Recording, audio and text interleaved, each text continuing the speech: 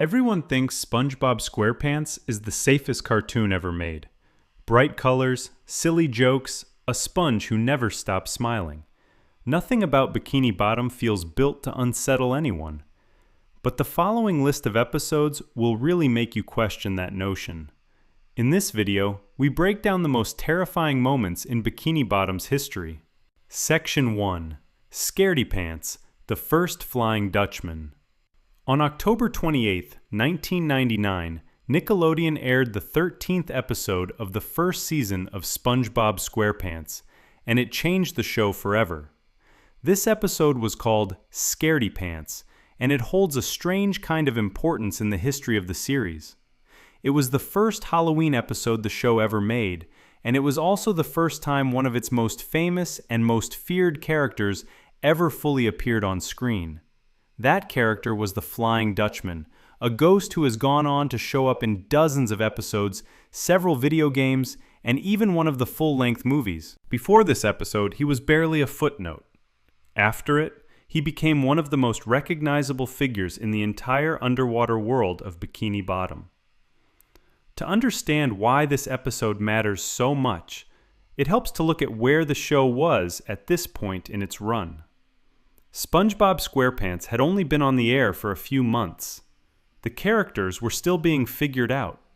Squidward's grumpiness was still forming into the shape audiences would come to expect. Patrick's total lack of common sense was still being tested episode by episode. And SpongeBob himself was already being shown as someone who gets scared easily, someone who jumps at shadows and small sounds.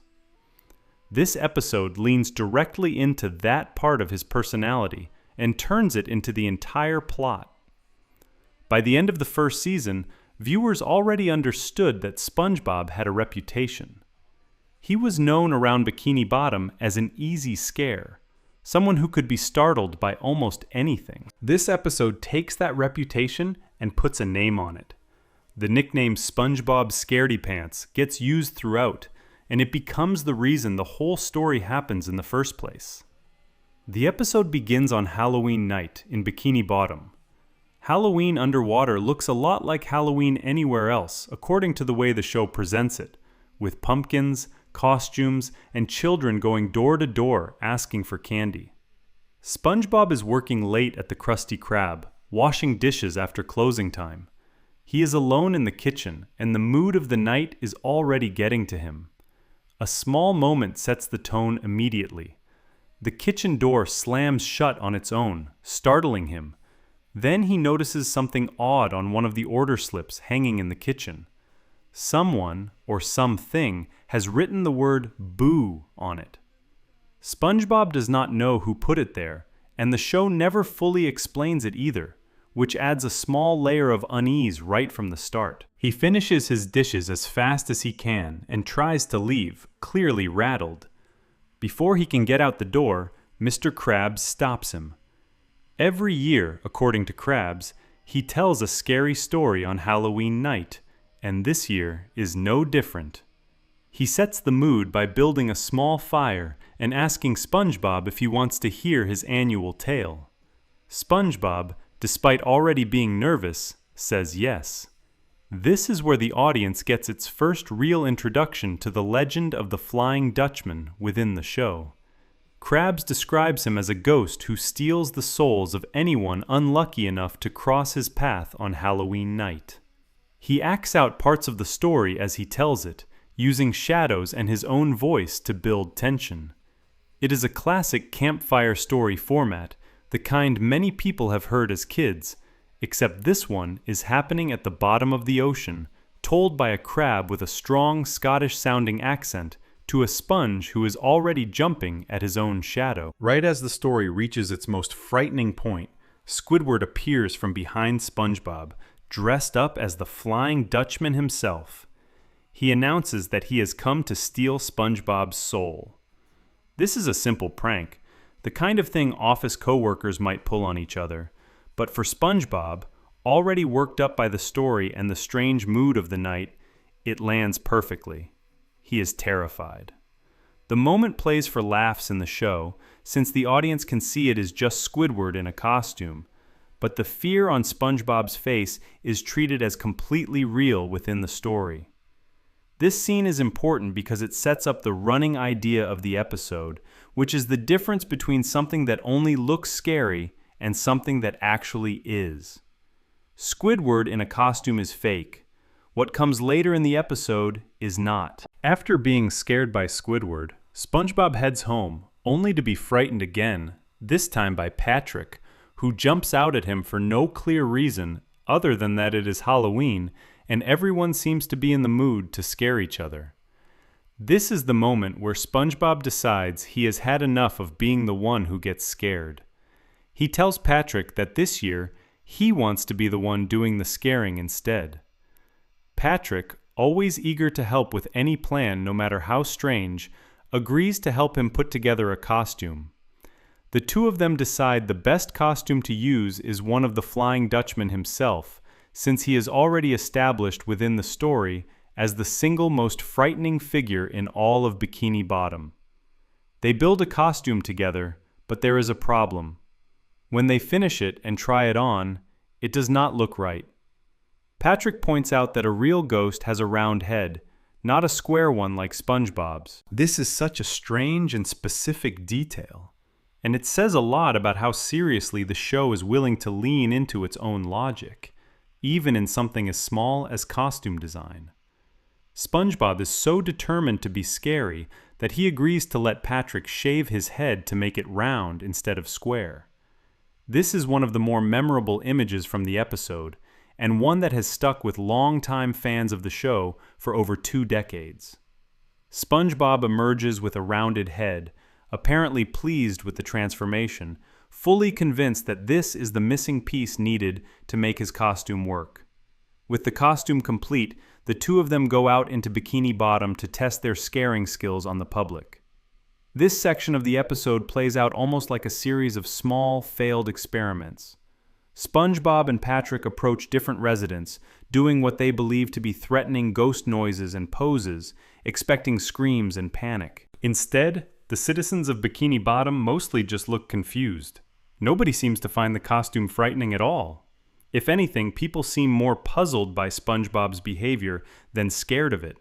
This section of the episode is important because it reinforces something that becomes a key theme by the end. SpongeBob and Patrick believe they are succeeding, even though there is no real evidence that they are. Their confidence grows with every failed attempt, even as the reactions around them suggest otherwise.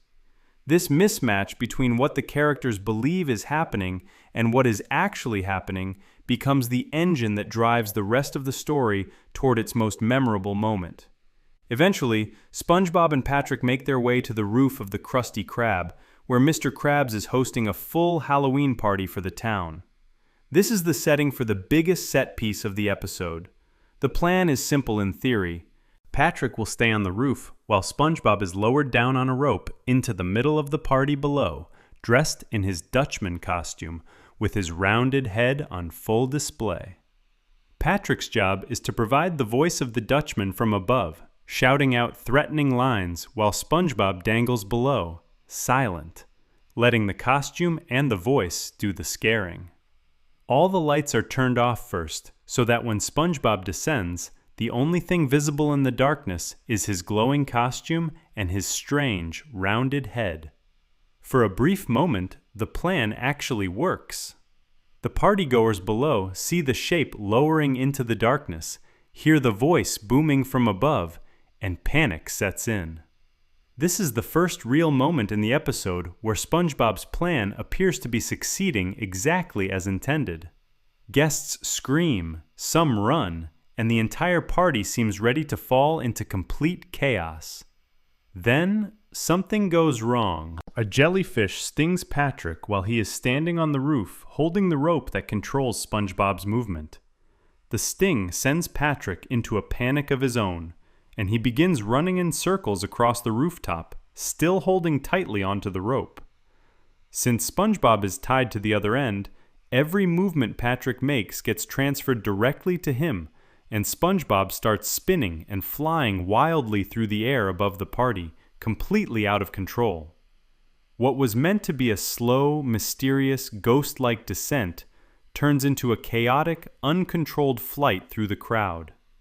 As SpongeBob spins and flails, his disguise starts to slip, and at one point, he turns upside down in the air, exposing his square pants underneath the costume to the entire party below. The illusion breaks completely. Everyone at the party who had just been screaming in fear now bursts out laughing at the sight of him. This is the moment where the episode takes its sharpest turn. And it is also the reason this episode belongs on any list of the most memorable and unsettling moments in the show's history, even though most of what came before it plays out as comedy rather than horror. Right as the laughter dies down, the real Flying Dutchman appears. Not Squidward in a costume this time, and not SpongeBob pretending to be him either. The actual character, established earlier in the episode through Krabs' story, shows up in person, and he is furious. He shouts out that he has had enough, clearly insulted by the way his image has been mocked and imitated throughout the night. He grabs SpongeBob's costume and tears it off of him, ready to deliver whatever punishment he feels is deserved for the disrespect shown to him. But what he sees underneath the costume stops him completely.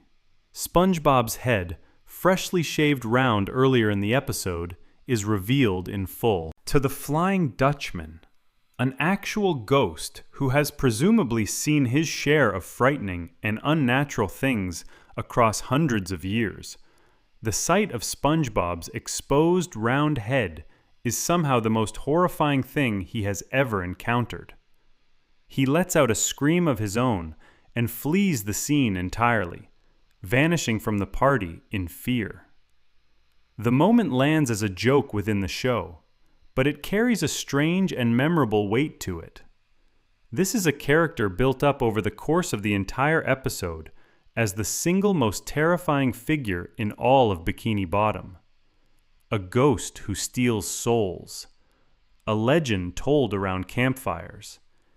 And he is the one who ends up running away screaming by the end. The joke works because it flips the entire structure of the episode on its head in its final moments. Everyone had spent the whole episode trying, and mostly failing, to be scary. And the one truly supernatural being in the story is the one who gets scared the worst. After the Dutchman flees, the rest of the partygoers, now thoroughly spooked by everything that just happened, run off screaming as well, leaving SpongeBob standing alone in the aftermath. He is not upset about this outcome. If anything, he seems satisfied, since from his perspective, he has finally managed to scare people successfully, even if it did not happen the way he originally planned. Patrick joins him outside a little while later, and there is a small final exchange between them where Patrick notices what he describes as a strange pink hat sitting on top of SpongeBob's head. SpongeBob corrects him, explaining that it is not a hat at all, it is his brain, fully visible now that his head has been shaved. Patrick, seeing this exposed brain for himself for the first time, screams and runs off too. SpongeBob calls out after him, reassuring him not to worry, since the skin will grow back on its own. The episode ends on this note, with SpongeBob completely unbothered by everything that happened to him physically that night, still focused only on the fact that he finally succeeded in scaring somebody, even if the truth of the situation was far stranger than he understood. There are a handful of small production details connected to this episode that help explain why it holds such a specific place in the show's history. The recording script for this episode was finished on June 30th, 1999, months before the show's official premiere that same year, which places it very early in the production process of the entire series. This tells us that the idea of building an origin point for one of the show's most important recurring characters was something the creators were thinking about from nearly the very beginning of the show's existence. The voice of the Flying Dutchman in this episode, and in most of his appearances across the show, was performed by Brian Doyle Murray, whose gravelly, pirate-like delivery became the defining voice for the character going forward. The episode also included a musical performance from a band called The Ghastly Ones, who provided a song tied to the Halloween theme of the episode. adding to the overall spooky atmosphere the creators were going for. Guest voice work in this episode also included Sarah Paxton, who voiced both a witch character and a mummy character that appear briefly during the Halloween party scenes. What makes this episode stand out within the larger context of the show is not really about jump scares or traditional horror elements. Nothing in this episode is designed to actually frighten the audience in a serious way. Instead, its lasting impact comes from what it built. Before this episode, the Flying Dutchman had only been referenced once before, briefly, in an earlier episode called Squidward the Unfriendly Ghost, where he appeared only as an illustration inside a comic book that Squidward was reading, not as an actual character taking part in the story. Scaredy-Pants is the moment he steps fully into the world of the show as a real character with a voice, a personality, and a role to play. Everything that came afterward, all of his future appearances across the series, all of his roles in later specials, and his position as the main antagonist in the first full-length movie years later, all trace back to the decisions made in this one early Halloween episode. There is also something worth noting about how this episode treats fear itself.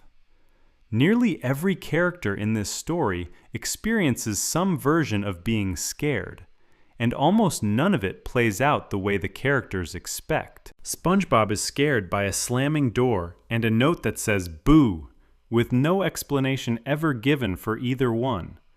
He is scared again by Squidward in a costume, then again by Patrick jumping out at him for no clear reason. He then spends the rest of the episode trying to be the one causing fear instead of experiencing it, only to fail at every attempt until an accident involving a jellyfish sting succeeds by pure chance. And in the final and strangest twist of the episode, the one character who should have been completely unaffected by any of it, an actual ghost with a reputation built on centuries of stealing souls, ends up more frightened than anyone else in the entire story. Nothing about the fear in this episode follows a clean or expected pattern, and that unpredictability is part of what has kept this episode remembered and discussed among longtime viewers for so many years. By the time the credits roll on Scaredy-Pants, the show has planted the roots of something that would grow much larger across the decades that followed. A character introduced almost as an afterthought became a permanent fixture of the show's mythology. A Halloween special meant as a one-time seasonal episode became the first entry in a long tradition of spooky SpongeBob content that Nickelodeon would return to again and again in later years.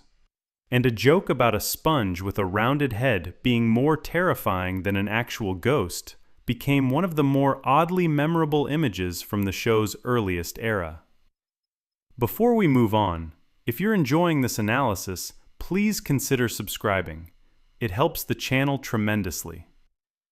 Not long after this episode aired, SpongeBob and his friends would find themselves facing a very different kind of unease, one with no costumes, no pranks, and no easy explanation once the lights went out and the buses stopped running. Section 2. Rock Bottom.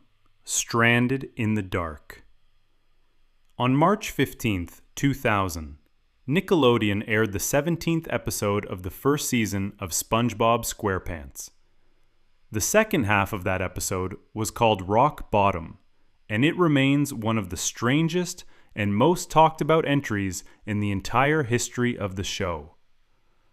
Unlike the previous episode, which built its fear around a costume, a prank, and a legendary ghost, this episode does something completely different. There is no monster chasing anyone. There is no villain with a plan. Instead, this episode builds its unease out of something much simpler, and for many longtime viewers, much harder to shake off.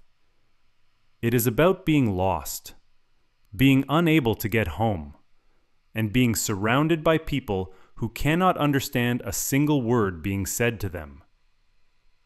The episode was written by Paul Tibbitt, Ennio Torresan, and David Fain, with Tibbitt and Torresan also handling the storyboard work, animation directed by Tom Yasumi, and art direction by Nick Jennings. It aired as the second segment of the episode, paired with a story called Arg, which focused on Mr. Krabs dragging SpongeBob and Patrick along on a treasure hunt.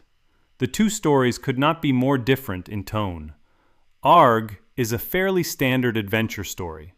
Rock Bottom is something else entirely, and it has earned a reputation over the years as one of the more unsettling half hours the show has ever produced, even though very little actually happens in it in terms of traditional plot. The episode begins at a place called Glove World, an amusement park built entirely around a glove theme, which SpongeBob and Patrick have clearly just spent the whole day enjoying. The opening moments are lighthearted. Patrick is happily licking a large glove-shaped lollipop while the two of them wait at a bus stop to head home.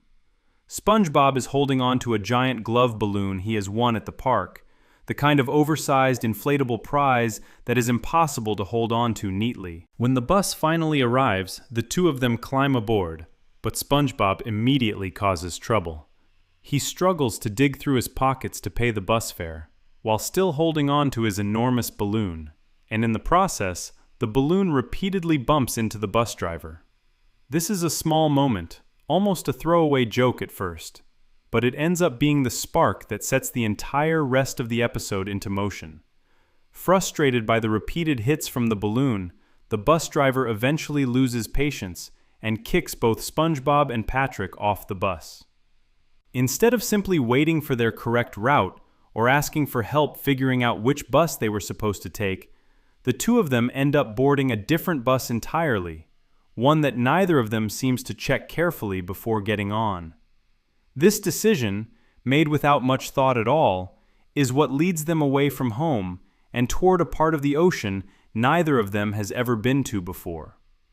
The new bus takes an unusual path. At one point, the road it travels on turns at a sharp, unnatural right angle, something that immediately signals to anyone watching that this is not a normal route through familiar territory. The bus continues on, eventually reaching the edge of a steep drop-off, a kind of cliff that marks the border between the world SpongeBob and Patrick know and someplace much deeper and much stranger. The bus comes to a sudden stop at the bottom of this drop, and the momentum sends SpongeBob and Patrick flying forward, smashing into the front windshield. Right after this happens, the same balloon that caused all the trouble earlier smacks into the bus driver one more time, and this time the driver has had enough completely. Both of them are thrown off the bus for good, left standing at a bus stop in a place that looks nothing like Bikini Bottom. This place is called Rock Bottom, and the show presents it as a section of the ocean sitting much deeper and much darker than the world SpongeBob and Patrick are used to. The lighting throughout this part of the episode shifts noticeably. Where Bikini Bottom is usually shown in bright, cheerful colors, Rock Bottom is drawn in deep blues, purples, and shadows, giving the whole setting a much heavier, quieter feeling. The creatures that live here look different too. Instead of the familiar fish, starfish, and sea creatures that make up the rest of the show's cast, the residents of Rock Bottom are drawn as strange, angular beings with features that do not quite match anything from the world above. Nothing about them is aggressive or monstrous in a traditional horror sense, but everything about their design feels slightly off, slightly wrong in a way that is hard to describe directly, but easy to feel while watching. At first, SpongeBob does not seem to grasp how serious the situation is. Patrick, following his usual pattern of not fully understanding what is happening around him, boards a bus that arrives shortly after, believing SpongeBob is right behind him. He is not. SpongeBob gets distracted for just a moment too long, and by the time he turns around, the bus is already pulling away with Patrick on it, leaving SpongeBob completely alone in an unfamiliar place with no clear way home. This is the moment where the episode shifts from a strange detour into something much heavier. Up until this point, the story has moved quickly, with jokes and small mishaps carrying the pace along. Once SpongeBob is left alone, though, the pace slows down dramatically, and the show lets the audience sit with him in his growing panic. He tries to flag down another bus, but it drives right past him. He tries again, with the same result. At one point, he spots a vending machine nearby and decides to try buying a snack while he waits, hoping to calm himself down or pass the time. This turns into one of the more memorable small moments of the episode, since the machine drops the candy bar just out of his reach every single time. And as SpongeBob keeps trying to grab it, buses keep arriving and leaving in the background, each one a missed chance to get home that he does not even seem to notice because he is so focused on the candy. Eventually, another resident of Rock Bottom simply walks up, takes the candy for themselves, and walks away without a word, leaving SpongeBob with nothing. With no buses stopping for him and no snack to comfort him, SpongeBob finally decides to go to the bus station itself to figure out the schedule and find out when the next bus home might actually arrive. This section of the episode is where the feeling of being trapped really settles in. The line at the station is incredibly long, made up of the same strange-looking residents of Rock Bottom, all standing quietly, none of them reacting much to SpongeBob at all. Time in this scene is stretched out on purpose. The show uses a slow, repeating shot of the line barely moving, with SpongeBob shifting from foot to foot, clearly growing more anxious as the wait drags on. This is not a scene built around jump scares or sudden shocks. It is built entirely around the discomfort of waiting, of being stuck somewhere strange with no control over how long it will take to leave. When SpongeBob finally reaches the front of the line, after what feels like an enormous amount of time has passed, he learns the worst possible news. The very last bus of the night has already left, right as he was standing there waiting his turn. There will not be another one until morning.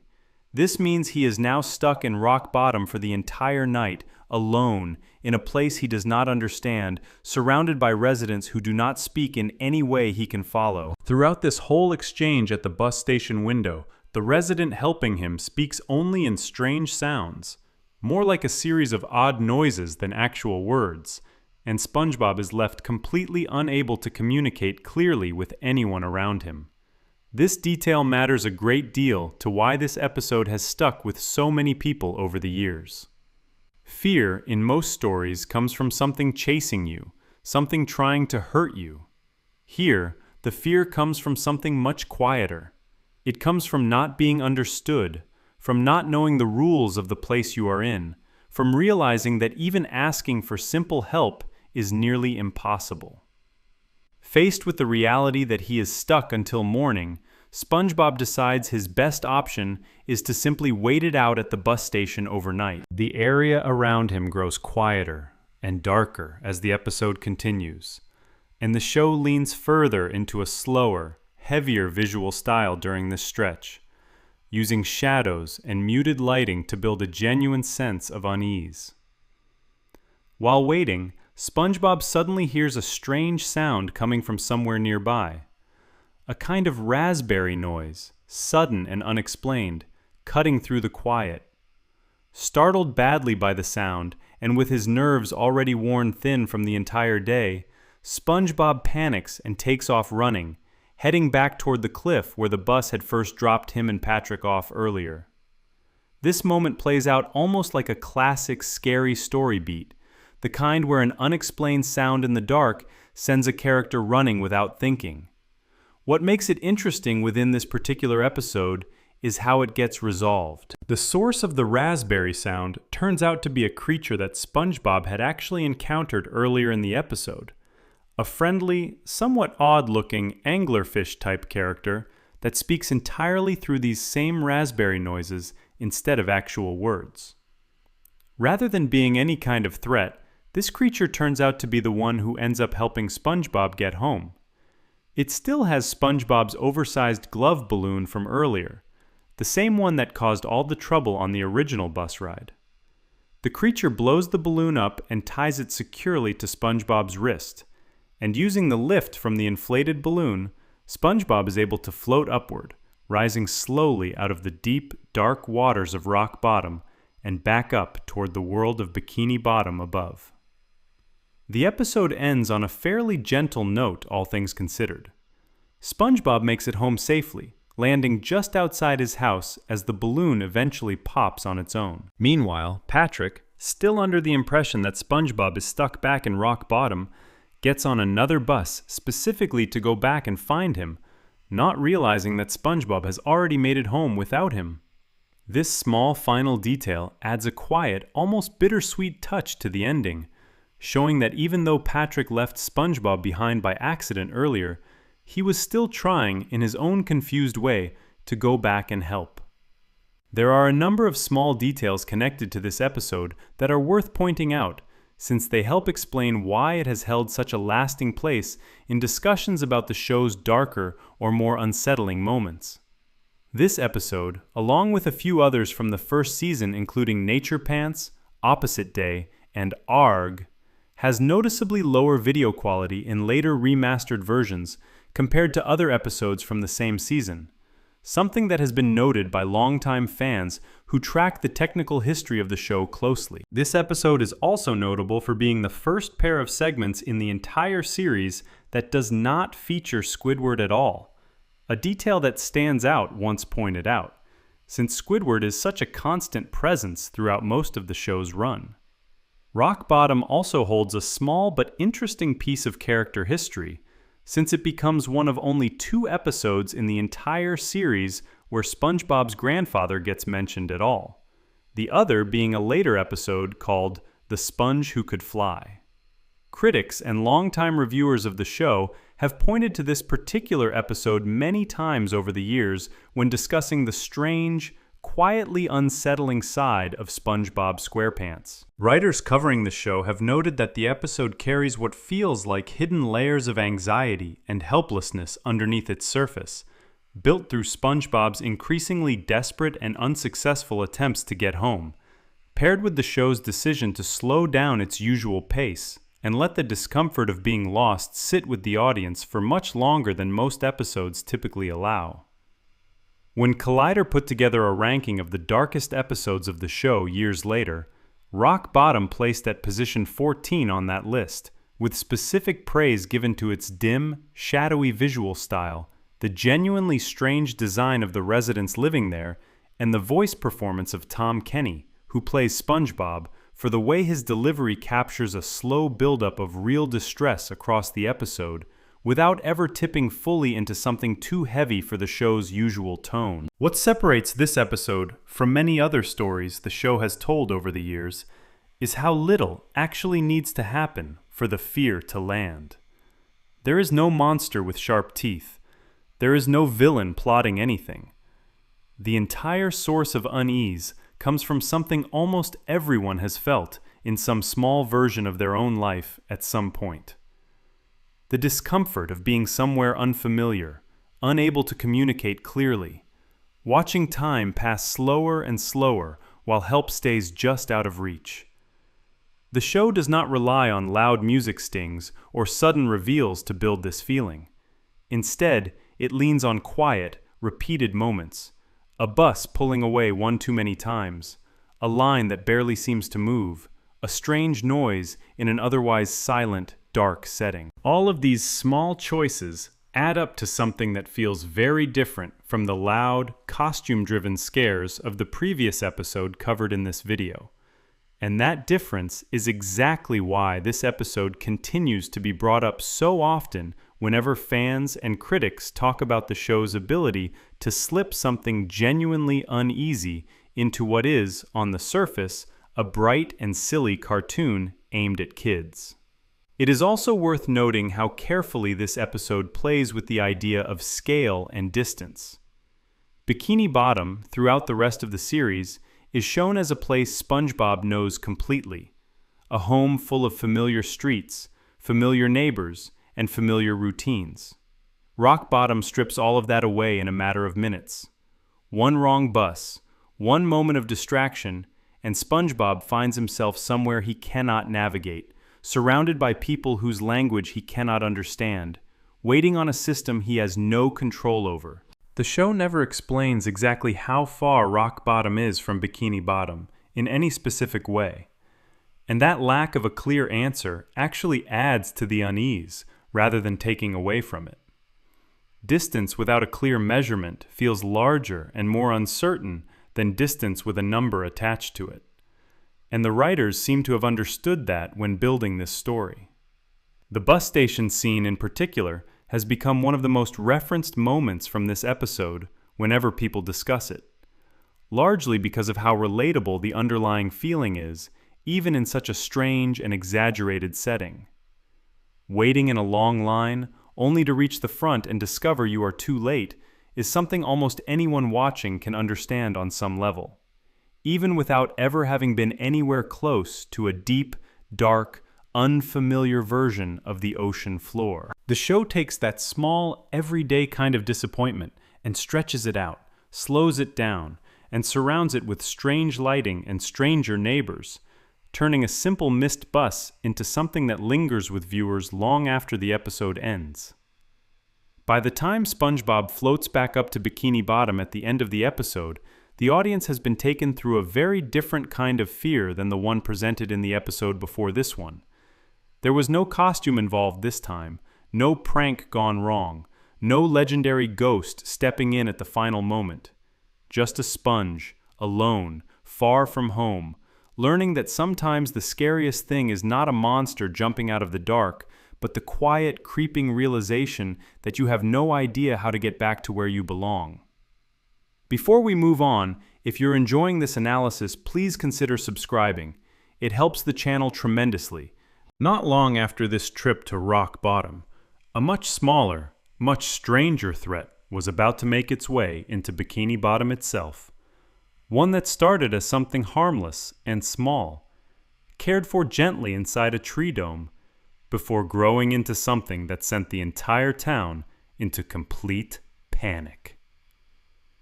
Section 3. Wormy, the monster that wasn't. On February 25th, 2001, Nickelodeon aired the 9th episode of the second season of SpongeBob SquarePants, which was also the 50th episode segment of the entire series up to that point. This episode was called Wormy, and it tells a story that starts out gentle and sweet before slowly turning into one of the more chaotic and strange half hours the show has ever produced. Unlike the ghost story built around the Flying Dutchman or the quiet dread of being lost in rock bottom, this episode finds its fear in something much smaller and, in a strange way, much more relatable. It is built entirely around a simple misunderstanding, one that starts with two friends caring for a pet and ends with an entire town destroyed by panic. This episode marked an important moment for one of the show's characters as well. It was the first time Sandy Cheeks appeared on screen after a gap of 10 months, since her last appearance had been in an earlier episode called Fools in April. Her return in this episode came with a simple task for SpongeBob and Patrick. She needed someone to look after her pets while she went away for a while, and she trusted the two of them enough to leave her tree dome and everything inside it in their care. Among the pets she left behind was a small, gentle caterpillar that she called Wormy. The early part of the episode is warm and easygoing, almost the opposite of anything frightening.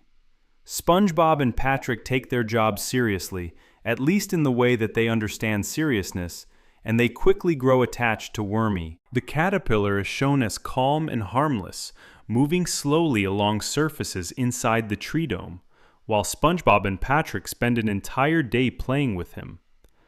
There is a clear affection built between the three of them during this stretch of the episode, and the show spends real time letting the audience see SpongeBob and Patrick bond with this small creature before anything strange begins to happen. This matters a great deal to how the rest of the episode plays out, because the fear that eventually takes over the story only works because the audience, like SpongeBob and Patrick themselves, has come to care about Wormy as a friend rather than seeing him as a background detail. The turning point of the episode happens overnight, while SpongeBob and Patrick are not there to see it. Wormy, doing exactly what a caterpillar naturally does, goes through the process of changing into a butterfly. This transformation is described within the show as a monarch butterfly's transformation. And in the real natural world, monarch caterpillars typically spend somewhere between 10 and 16 days inside their chrysalis stage before finally emerging in their new form. Within the show, this entire natural process is compressed down into a single night, something Sandy herself points out later in the episode when she tells SpongeBob and Patrick directly that Wormy was not supposed to change until she returned. This detail is worth noting because it shows the show bending real science slightly for the sake of the story, while still building the plot around an actual, well-known part of nature rather than inventing something completely fictional. When SpongeBob and Patrick return to the tree dome the next morning, expecting to see their small caterpillar friend, they instead find a butterfly in his place. Neither of them makes any connection between the caterpillar they left the night before and the butterfly now in front of them. Instead, their first assumption is the worst possible one. They believe that something has happened to Wormy overnight, that some kind of creature has appeared and eaten their friend, and that this new butterfly must be the thing responsible. This misunderstanding is the entire foundation the rest of the episode is built on, and it is worth sitting with for a moment, since it says something interesting about how fear works within the story. The butterfly itself does nothing threatening at any point. It does not attack anyone. It does not chase anyone. Its only real actions throughout the episode are simply existing and, later, flying around in a somewhat erratic pattern. All of the danger and destruction that follows comes entirely from the assumptions SpongeBob and Patrick make about what they are looking at, not from anything the butterfly actually does. Once convinced that a monster has taken the place of their friend, SpongeBob and Patrick attempt to trap the butterfly inside the tree dome. Their plan does not go smoothly. During the struggle to contain what they believe to be a dangerous creature, the butterfly manages to escape, and it does so in a strange and specific way. It ends up trapped inside one of the large air-filled bubbles that SpongeBob and his friends use throughout the show to move around and interact with objects underwater. Inside this bubble, the butterfly floats out of the tree dome entirely and drifts loose into the wider waters of Bikini Bottom itself. This is the moment where the episode shifts from a personal misunderstanding between two friends into something with much larger consequences for the entire town. SpongeBob and Patrick, now fully convinced that a dangerous monster has escaped and is loose somewhere in Bikini Bottom, take it upon themselves to warn everyone they can find. They spread word of the danger as quickly and loudly as possible, describing the creature in dramatic terms and urging residents to protect themselves from what they believe to be a serious threat.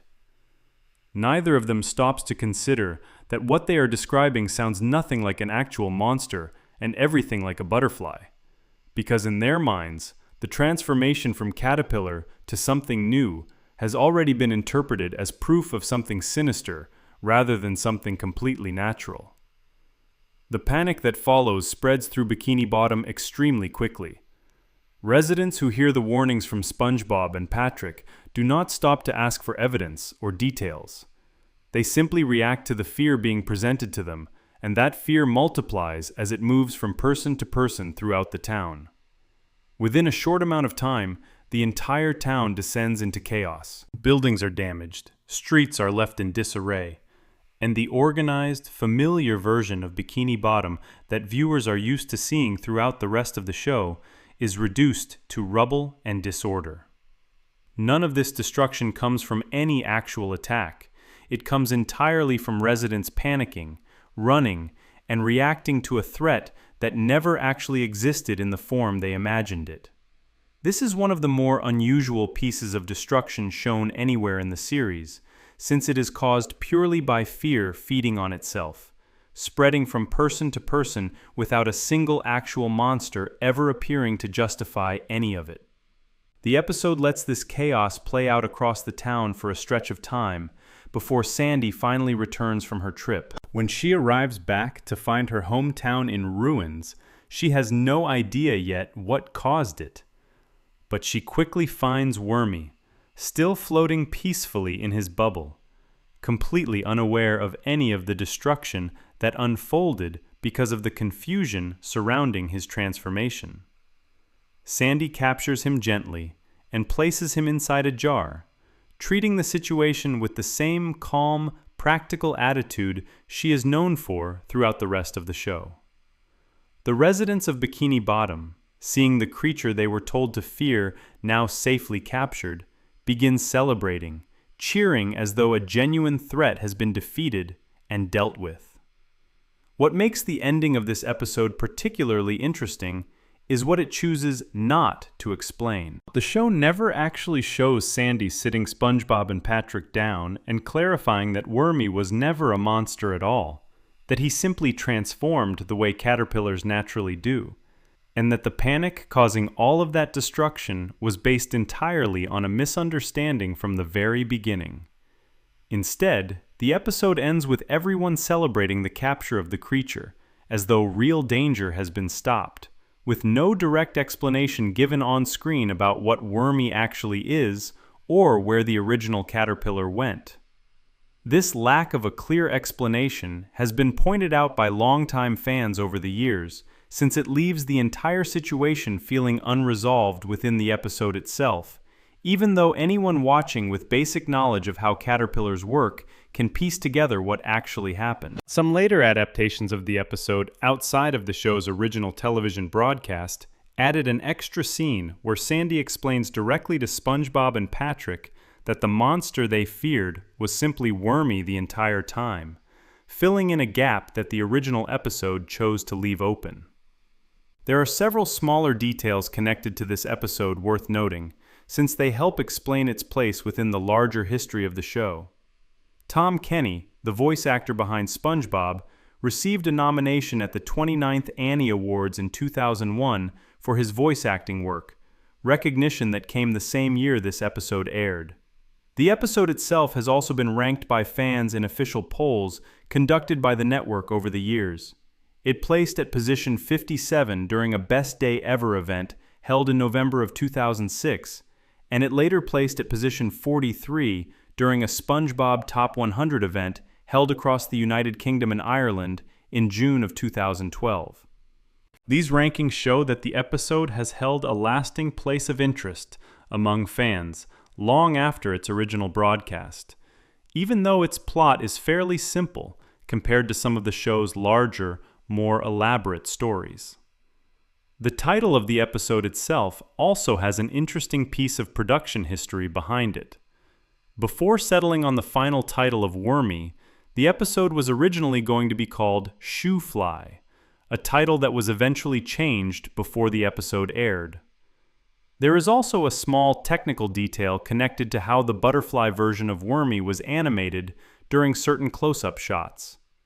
When his face is shown up close in his transformed state, the show actually uses stock footage originally created for a horsefly rather than footage built specifically for a monarch butterfly, a small behind-the-scenes choice that longtime animation watchers have pointed out over the years when studying how the episode was put together. This episode also connects to a small continuity detail involving how SpongeBob and Patrick react to butterflies elsewhere in the show. In this episode, both characters act as though they have no understanding of what a butterfly actually is or how caterpillars transform into them, treating the entire concept as something completely unfamiliar and frightening. This stands out slightly when compared to other episodes of the show. In an earlier episode called Bubble Stand, SpongeBob is shown blowing a bubble shaped like a butterfly, suggesting at least some passing familiarity with the concept. In another earlier episode called Tea at the Tree Dome, SpongeBob briefly sees an actual butterfly while investigating the tree dome for the first time.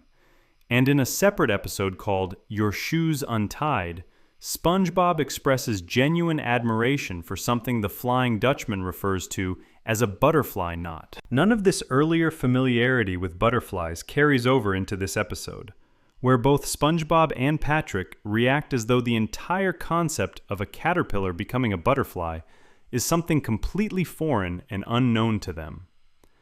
This small inconsistency has been noted by longtime fans over the years, though within the context of this particular episode, it actually strengthens the central joke, since their total confusion about something so natural is exactly what allows the panic to take hold so quickly and spread so far. Looking at this episode within the wider pattern of frightening or unsettling moments across the show's history, Wormy stands out for a very specific reason. Nearly every other episode discussed in this kind of list involves some version of a costume, a prank, a supernatural figure, or an environment designed to feel unfamiliar and unsettling on its own. This episode involves none of that. There is no ghost, no villain, no strange, deep-sea location built to feel unnatural. Instead, the entire source of fear and chaos in this episode comes from a single, simple, and completely understandable misunderstanding. One that any child watching, or even any adult who has ever misread a situation badly, can recognize in themselves in some small way. SpongeBob and Patrick are not bad people in this episode. They are not being reckless on purpose. They genuinely believe their friend has been hurt or replaced, and their reaction, while extreme and ultimately destructive to their entire town, comes from a place of real concern rather than malice. This is part of why this episode has held up so well in discussions among longtime fans over the years, even though it lacks the traditional trappings of a scary story. The fear in this episode is not about something monstrous existing in the world. It is about how quickly ordinary people can convince themselves that something harmless is dangerous, and how fast that belief can spread once it starts moving from person to person, without anyone stopping to check whether it is actually true. Bikini Bottom does not fall into chaos because a real threat appears. It falls into chaos because two friends, acting out of love and fear for someone they cared about, spread a warning that nobody thought to question before reacting to it. There is also something worth pointing out about how gentle the actual creature at the center of all this chaos remains throughout the entire episode. At no point does Wormy, in either his caterpillar form or his butterfly form, ever act with any kind of aggression or intent to cause harm. He does not chase anyone. He does not attack anyone. His only real actions throughout the episode are simply floating along inside a bubble and presumably doing whatever a butterfly naturally does when left on its own. Every single moment of danger or destruction shown throughout the episode comes entirely from the reactions of the people around him, not from anything he actually does. This makes Wormy one of the more unusual figures connected to any list of frightening moments from the show's history, since the creature at the very center of the fear is, by every measure the show gives us, completely harmless from beginning to end. By the time the episode ends and Bikini Bottom slowly begins the process of recovering from the damage caused by its own panic, the audience is left with a story that looks and feels very different from the ghost-filled Halloween special or the quiet isolation of getting lost far from home. This episode shows a different kind of fear altogether, one built entirely out of assumption, communication, and the speed at which panic can spread once it starts moving through a community. No monster ever needed to exist for the entire town to fall apart. All it took was two friends, a natural transformation they did not understand, and a warning spread just a little too quickly for anyone to stop and ask a single question before reacting. Before we move on, if you're enjoying this analysis, please consider subscribing. It helps the channel tremendously. Not long after Wormy's escape settled down and Bikini Bottom slowly rebuilt itself from the panic it caused, a very different kind of danger was waiting just off the coast. one that did not come from a misunderstanding at all, but from an actual ghost with real power, ready to pull SpongeBob, Patrick, and Squidward straight into a nightmare with no misunderstanding involved whatsoever. Section 4. Shanghaied, The Fly of Despair. On March 9, 2001, Nickelodeon aired a special half-hour episode of SpongeBob SquarePants, known as Shanghaied, also released under the alternate title, You Wish. This episode marked the first part of the 13th episode of the second season, and it stands as the 33rd episode overall in the entire series. It was directed by Aaron Springer and written by Springer along with C.H. Greenblatt and Meriwether Williams, with the animation directed by Frank Weiss. This episode holds a special place in the show's history for a reason that goes beyond its plot. When it originally aired, it included a live voting feature, allowing viewers watching at home to call in or vote online at nick.com to decide how the episode would end. Later broadcasts removed this voting feature and settled on one fixed ending, the same version most people have seen in reruns and home releases ever since. This episode brings back a character who had already been established earlier in the show's run, the Flying Dutchman. But this time, the story does not center around a costume or a prank pretending to be him. This time, the actual Dutchman is the one driving the entire plot, and the danger he presents feels far more direct and far less comedic than his earlier appearance discussed in Section 1 of this video. The episode opens with a short segment featuring a recurring character named Patchy the Pirate, a live-action character who hosts special episodes and introduces stories to the audience. Patchy tells viewers that they are about to watch his favorite episode of the show, but before he can finish his introduction, another character named Potty shoots him out of a cannon, cutting his hosting segment short in a comedic way. This sets the stage before the actual animated story begins. The story itself starts with SpongeBob at home, opening a box of cereal called Kelpo. According to the packaging, one of 8 special prizes is supposed to be hidden somewhere inside the box. SpongeBob pours the entire box out searching for his prize, but finds nothing at all. Right as he is dealing with this disappointment, something enormous crashes through the roof of his house. It turns out to be a giant anchor, though SpongeBob does not immediately understand what it actually is.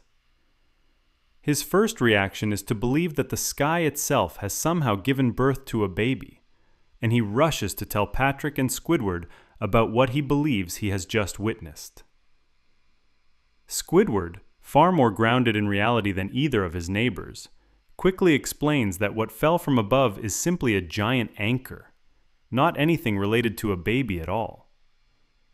Squidward is far from happy about the damage this anchor has caused.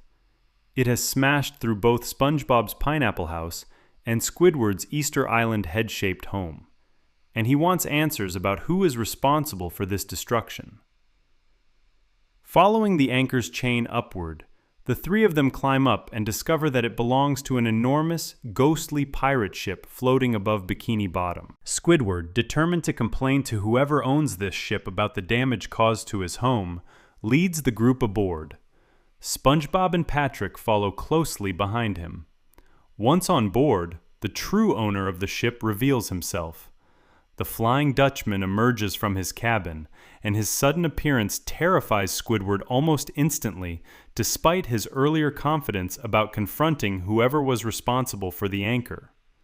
SpongeBob and Patrick, rather than being fully afraid themselves in this moment, actually explain to the Dutchman that Squidward has come specifically to complain about the damage to his house. This decision, made by two characters who do not seem to understand how dangerous the situation actually is, ends up making things much worse for Squidward personally. The Flying Dutchman responds to hearing about Squidward's complaints by punishing him directly. He begins burning Squidward repeatedly, using fire that shoots from his own nostrils, an act of punishment far more aggressive and painful looking than anything shown in his earlier appearance from the Halloween episode covered earlier in this list. This detail matters because it shows a clear difference in how this character is presented depending on the story being told. In his first appearance, the Dutchman was frightening mostly through reputation and atmosphere. Here, he is shown as someone willing to cause real, direct harm to someone who has annoyed him, without hesitation or warning. After punishing Squidward for his complaints, the Dutchman turns his attention to SpongeBob and Patrick, warning them that the same fiery treatment awaits them as well. In response, the two of them attempt to escape by repeatedly jumping overboard from the ship, trying to get away before anything similar happens to them. No matter how many times they try, though, they keep landing right back on the deck of the ship, instead of escaping into the water below. This detail reinforces something that becomes central to the rest of the episode. Once someone sets foot on the Flying Dutchman's ship, leaving is not simply a matter of jumping off the side. The ship, and the Dutchman himself, operate under rules that do not follow the normal laws of the world SpongeBob, Patrick, and Squidward are used to. The Dutchman confirms this rule directly, announcing that anyone who sets foot upon his ship is bound to serve as a member of his ghostly crew for all of eternity.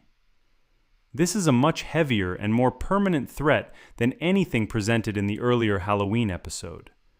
There is no simple trick or costume malfunction here to undo the situation. According to the rule the Dutchman lays out, SpongeBob, Patrick, and Squidward are now trapped, forced into servitude aboard a ghost ship with no clear way out. Squidward, never one to accept the bad situation quietly, continues complaining about his circumstances even after being warned to stop. This continued complaining leads directly to one of the most memorable and unsettling moments in the entire episode. Frustrated beyond patience, the Flying Dutchman throws Squidward into something called the Fly of Despair. This is described within the show as a portal shaped like a pants zipper, opening directly into a bizarre and disturbing alternate dimension. Inside this dimension, according to what is shown on screen, there are strange and frightening monsters, along with oddly specific background details like spaghetti appearing for no clear reason at all. The visuals shown during Squidward's time trapped inside this dimension are noticeably more unsettling than most of what the show typically presents, leaning into genuinely strange and uncomfortable imagery rather than simple cartoon danger. According to details that have been documented about the production of this episode, Squidward spends roughly 7 minutes of the actual episode runtime stranded inside the Fly of Despair, which is a significant portion of a story that runs a total of 16 minutes in its original special broadcast form. This means a large chunk of the episode's total length is spent with Squidward trapped inside this strange, nightmarish space, cut off from SpongeBob and Patrick, who remain on the ship above dealing with the Dutchman directly.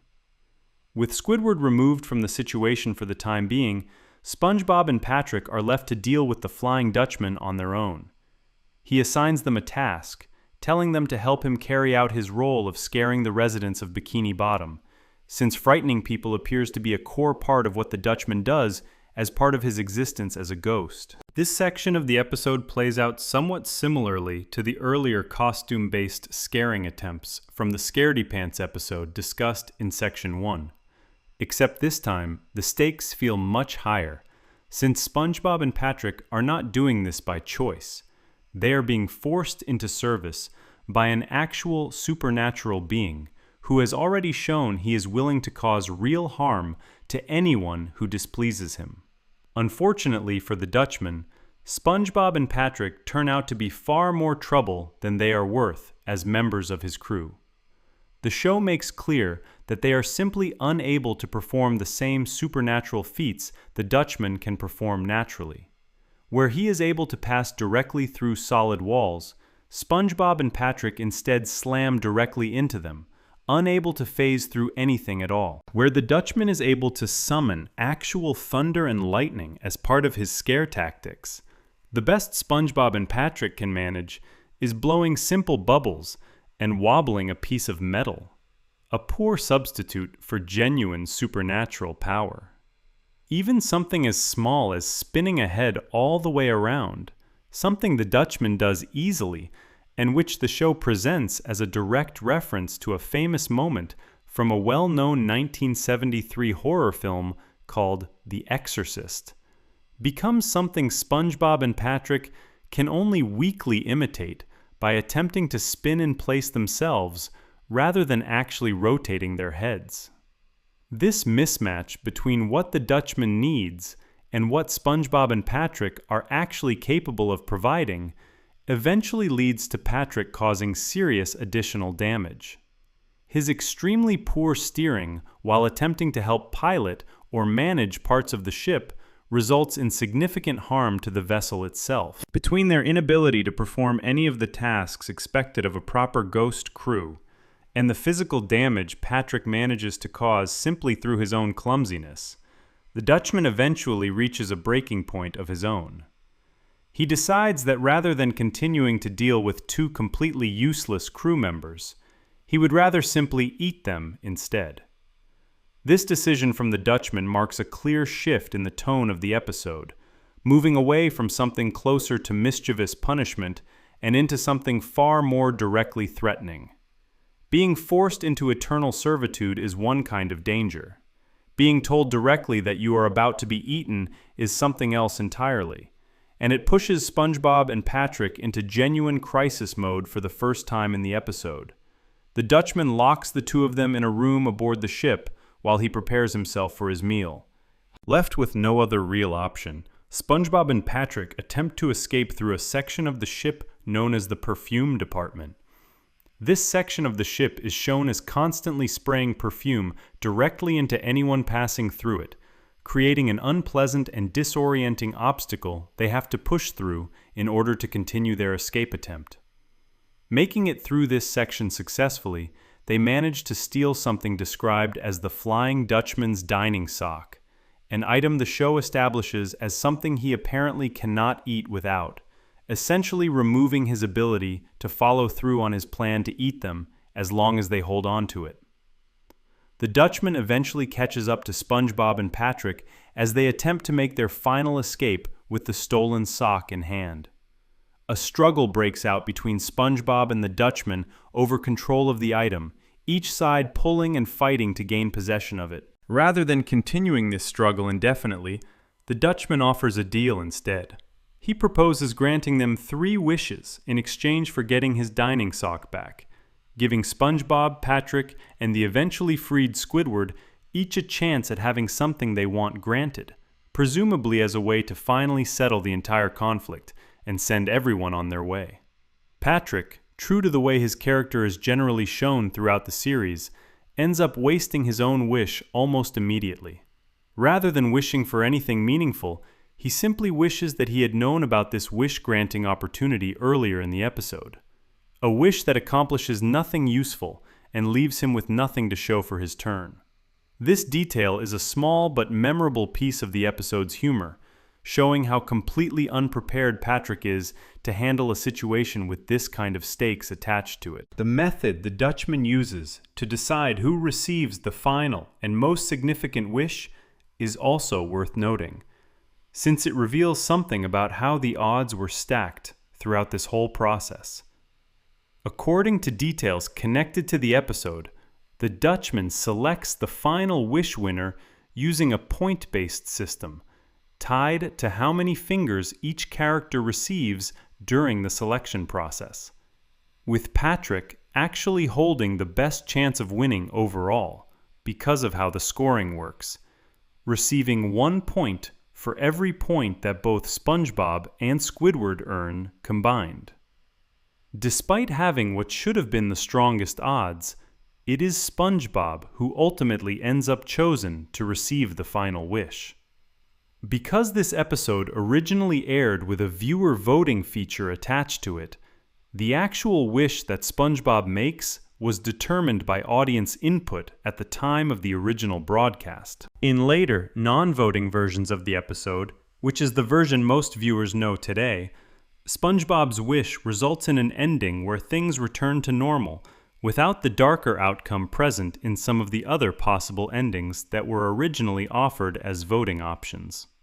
According to documented details about the alternate endings included on certain home releases, other possible outcomes included Patrick wishing for a supply of eternal minty fresh gum and Squidward wishing that he had never known SpongeBob and Patrick at all.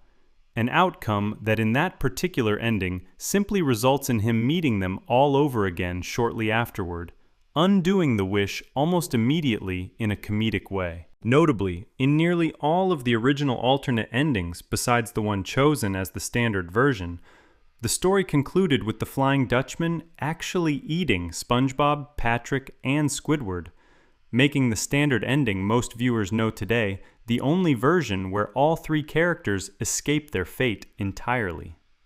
Several additional details connected to this episode help explain why it holds such a specific and unsettling place within the larger history of the show. The title itself refers to a real historical practice known as Shanghaiing, which involved using violence, threats, or outright kidnapping to force people into serving aboard a ship's crew against their will, a practice historically associated in part with the city of Shanghai in China, which served as one common destination for people taken this way. Understanding this piece of real history adds an extra layer of weight to the episode's plot, since the entire structure of the story mirrors this historical practice directly, with SpongeBob, Patrick, and Squidward being forced into service aboard a ship against their will, exactly the way the term itself describes. There is also a small connection in this episode to the Dutchman's personal history that adds a bit of unexpected depth to his character. At one point during the episode, he makes a passing reference to his own mother, a detail that stands out since it is one of the only times in the entire series where any kind of personal family background is mentioned for a character who otherwise exists mostly as a legend and a threat. According to additional details documented about the character, his mother only makes an actual physical appearance one time across the entire franchise, showing up in a comic strip published separately from the television series. Squidward's voice actor also brought over a piece of vocal work from an earlier episode during the production of this one. His screaming while being burned by the Dutchman's nostril fire early in the episode was created using a reused voice clip originally recorded for a different episode called I Was a Teenage Gary, a small technical detail that shows how certain moments of vocal performance were sometimes recycled across different episodes during this era of the show's production. Fans and researchers who have studied this episode closely over the years have also connected it directly to two of the Dutchman's other early appearances. SpongeBob himself comments during the episode that the Dutchman's ship feels somehow familiar to him, a line that directly ties this episode back to earlier encounters involving the character in episodes called Scaredy Pants, Arg, and Your Shoes Untied, reinforcing that these appearances are meant to be understood as connected parts of the same ongoing character history within the show, rather than isolated, unrelated events. What makes this episode stand apart from the earlier Halloween special covered in Section 1 of this list is the complete removal of any costume, prank, or misunderstanding from the equation. There is no version of this story where the danger turns out to be fake or exaggerated. The Flying Dutchman here is real, is directly threatening, and is shown taking real action against all three main characters, from burning Squidward with fire, to trapping him inside a nightmarish alternate dimension, to threatening to eat SpongeBob and Patrick outright. Nothing about this danger gets revealed as a trick by the end. The only reason SpongeBob, Patrick, and Squidward escape at all is through negotiation, luck, and the specific wish-granting deal the Dutchman himself chooses to offer them. Not through any twist revealing that things were never as bad as they seemed. By the end of the episode, SpongeBob, Patrick, and Squidward find themselves back home, safe from the Dutchman's ship, though not without having gone through an ordeal that included physical punishment, forced servitude, a genuinely disturbing alternate dimension, and a direct threat of being eaten.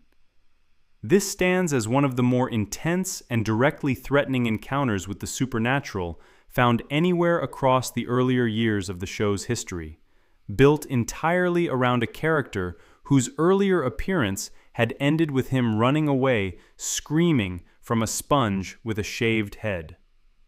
Before we move on, if you're enjoying this analysis, please consider subscribing. It helps the channel tremendously.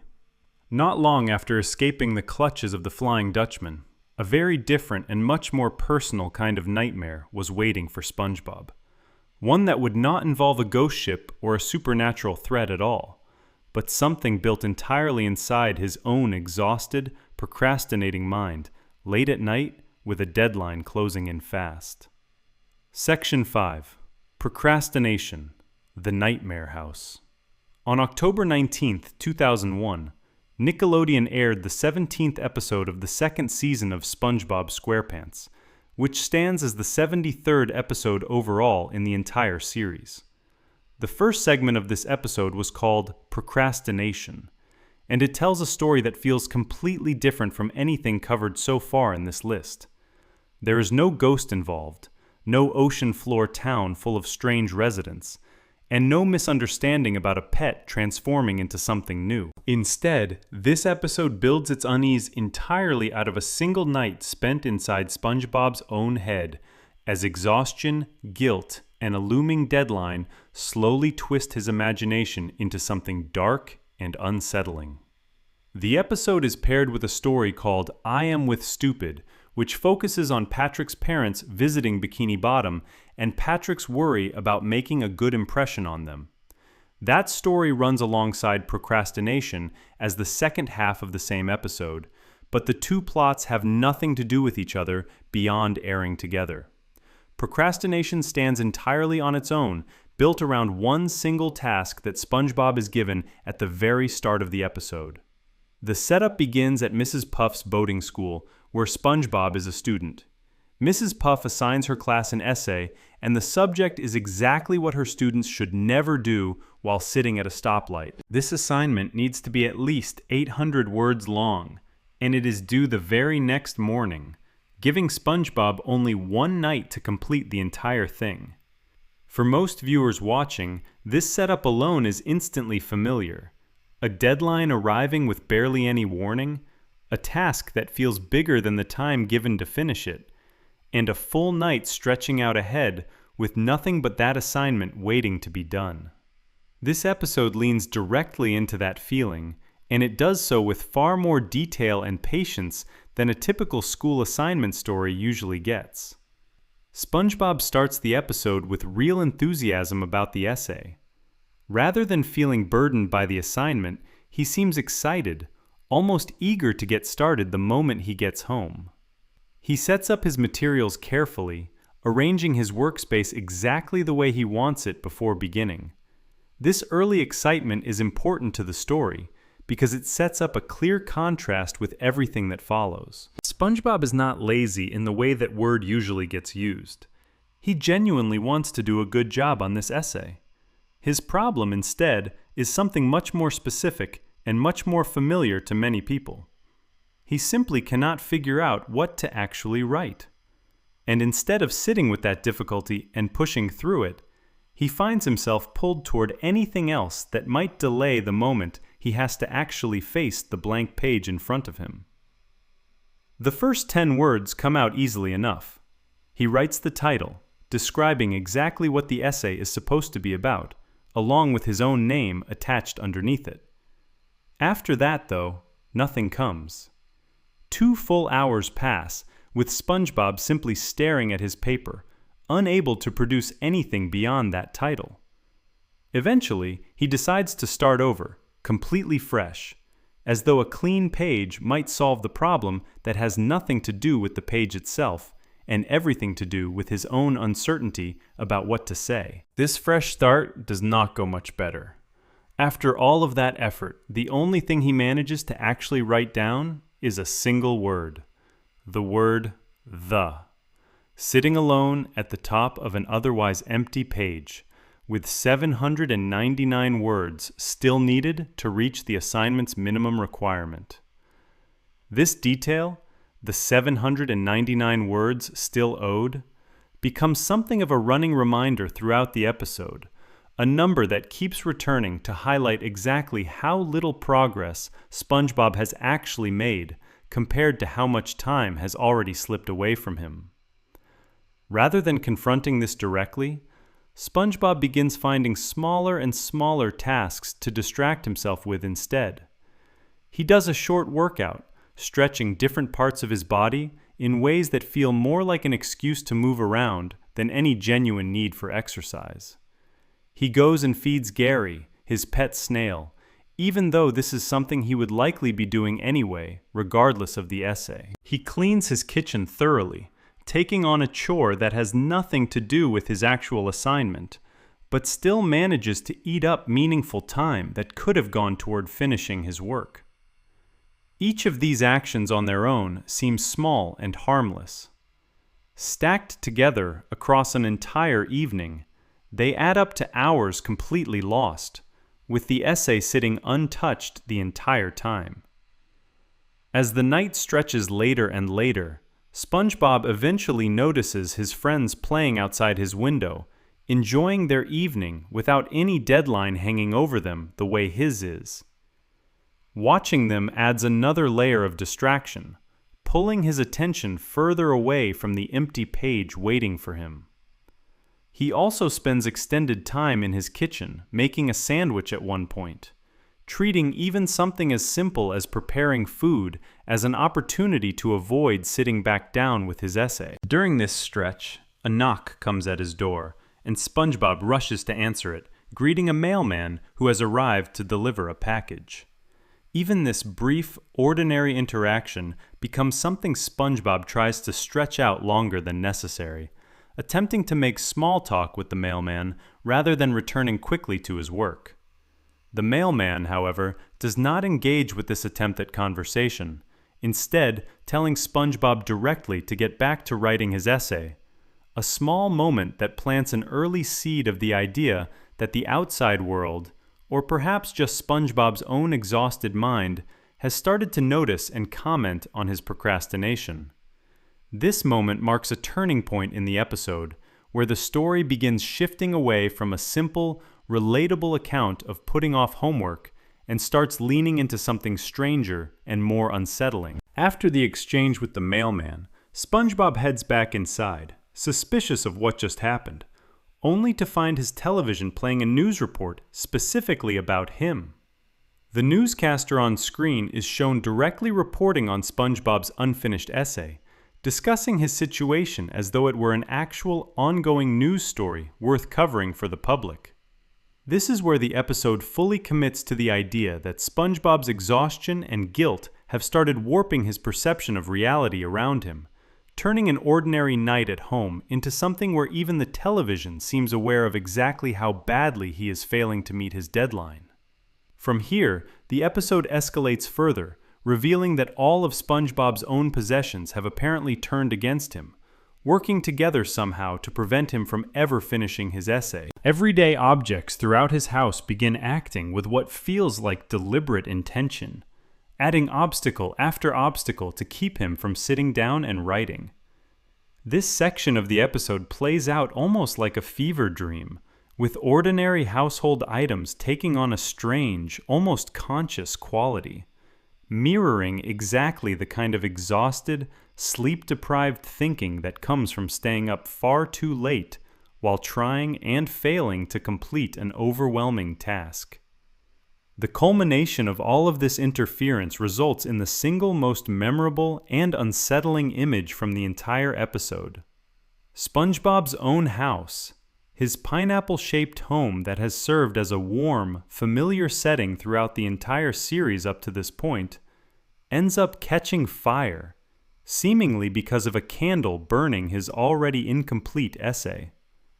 As the fire spreads and the house begins to burn around him, the house itself starts speaking directly to SpongeBob, scolding him harshly for what has happened. It demands to know why he set it on fire.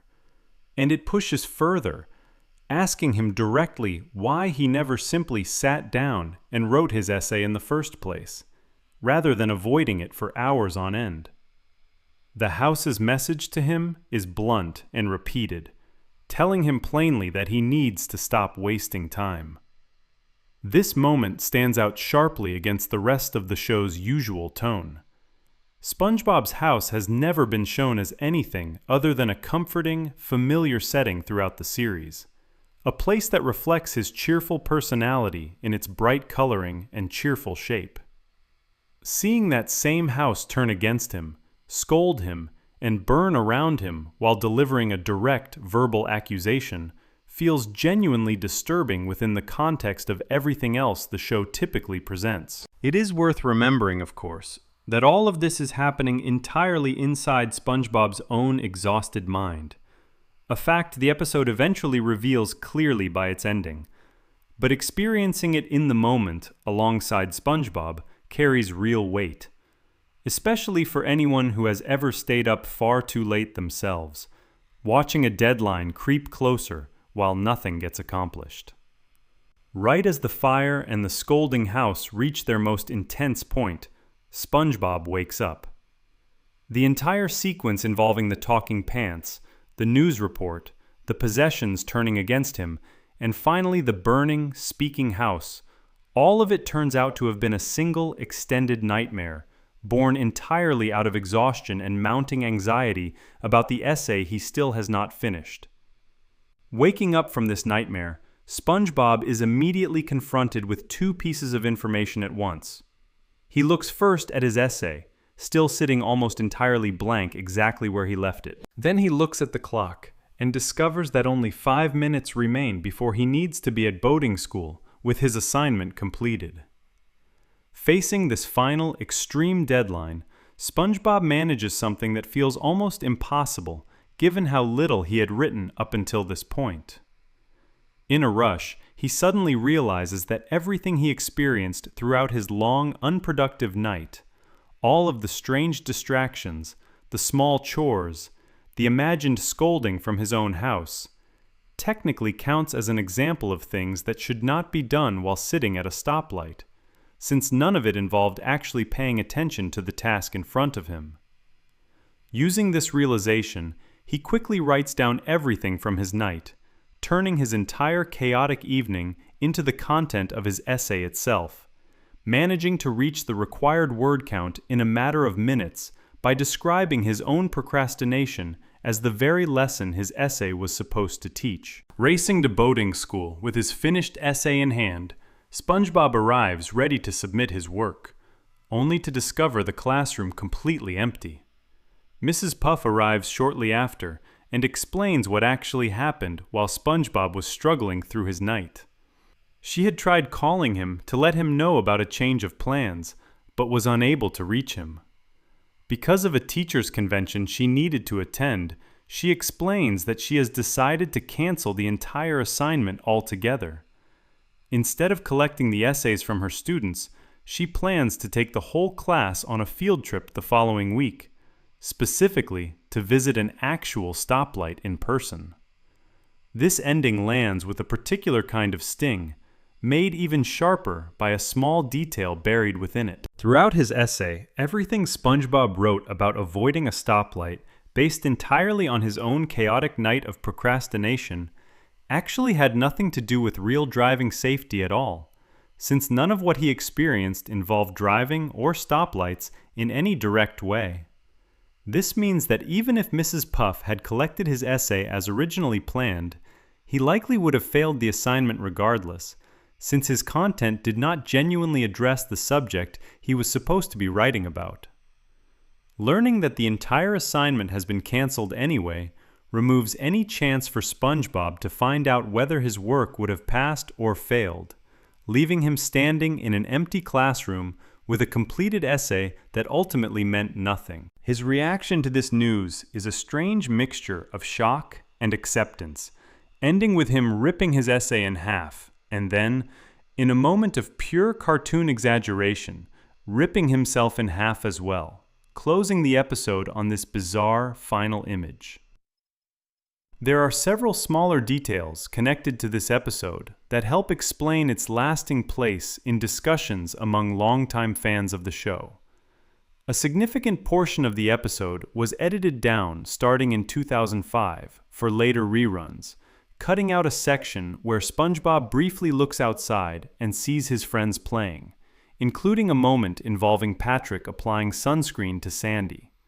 This particular cut was made after enough viewers raised concerns about how that scene could be interpreted, and additional material involving SpongeBob stretching his nose during his brief workout sequence was also removed later on, after complaints arose about the visual resemblance that particular stretch created. These edits show how a fairly ordinary early moment within the episode ended up needing adjustment years after its original broadcast, even though neither moment was ever intended as anything beyond simple physical comedy at the time it was written. Another interesting piece of trivia tied to this episode involves a strange technical detail about the fire that eventually consumes SpongeBob's house during his nightmare.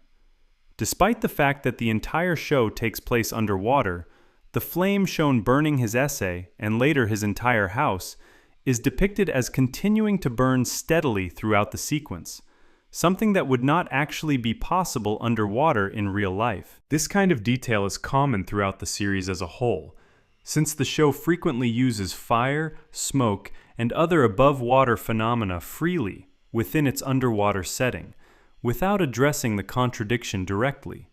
And this episode is simply one clear example of that pattern showing up during one of its most intense sequences. This episode also connects to an earlier moment from the show's history in an interesting way.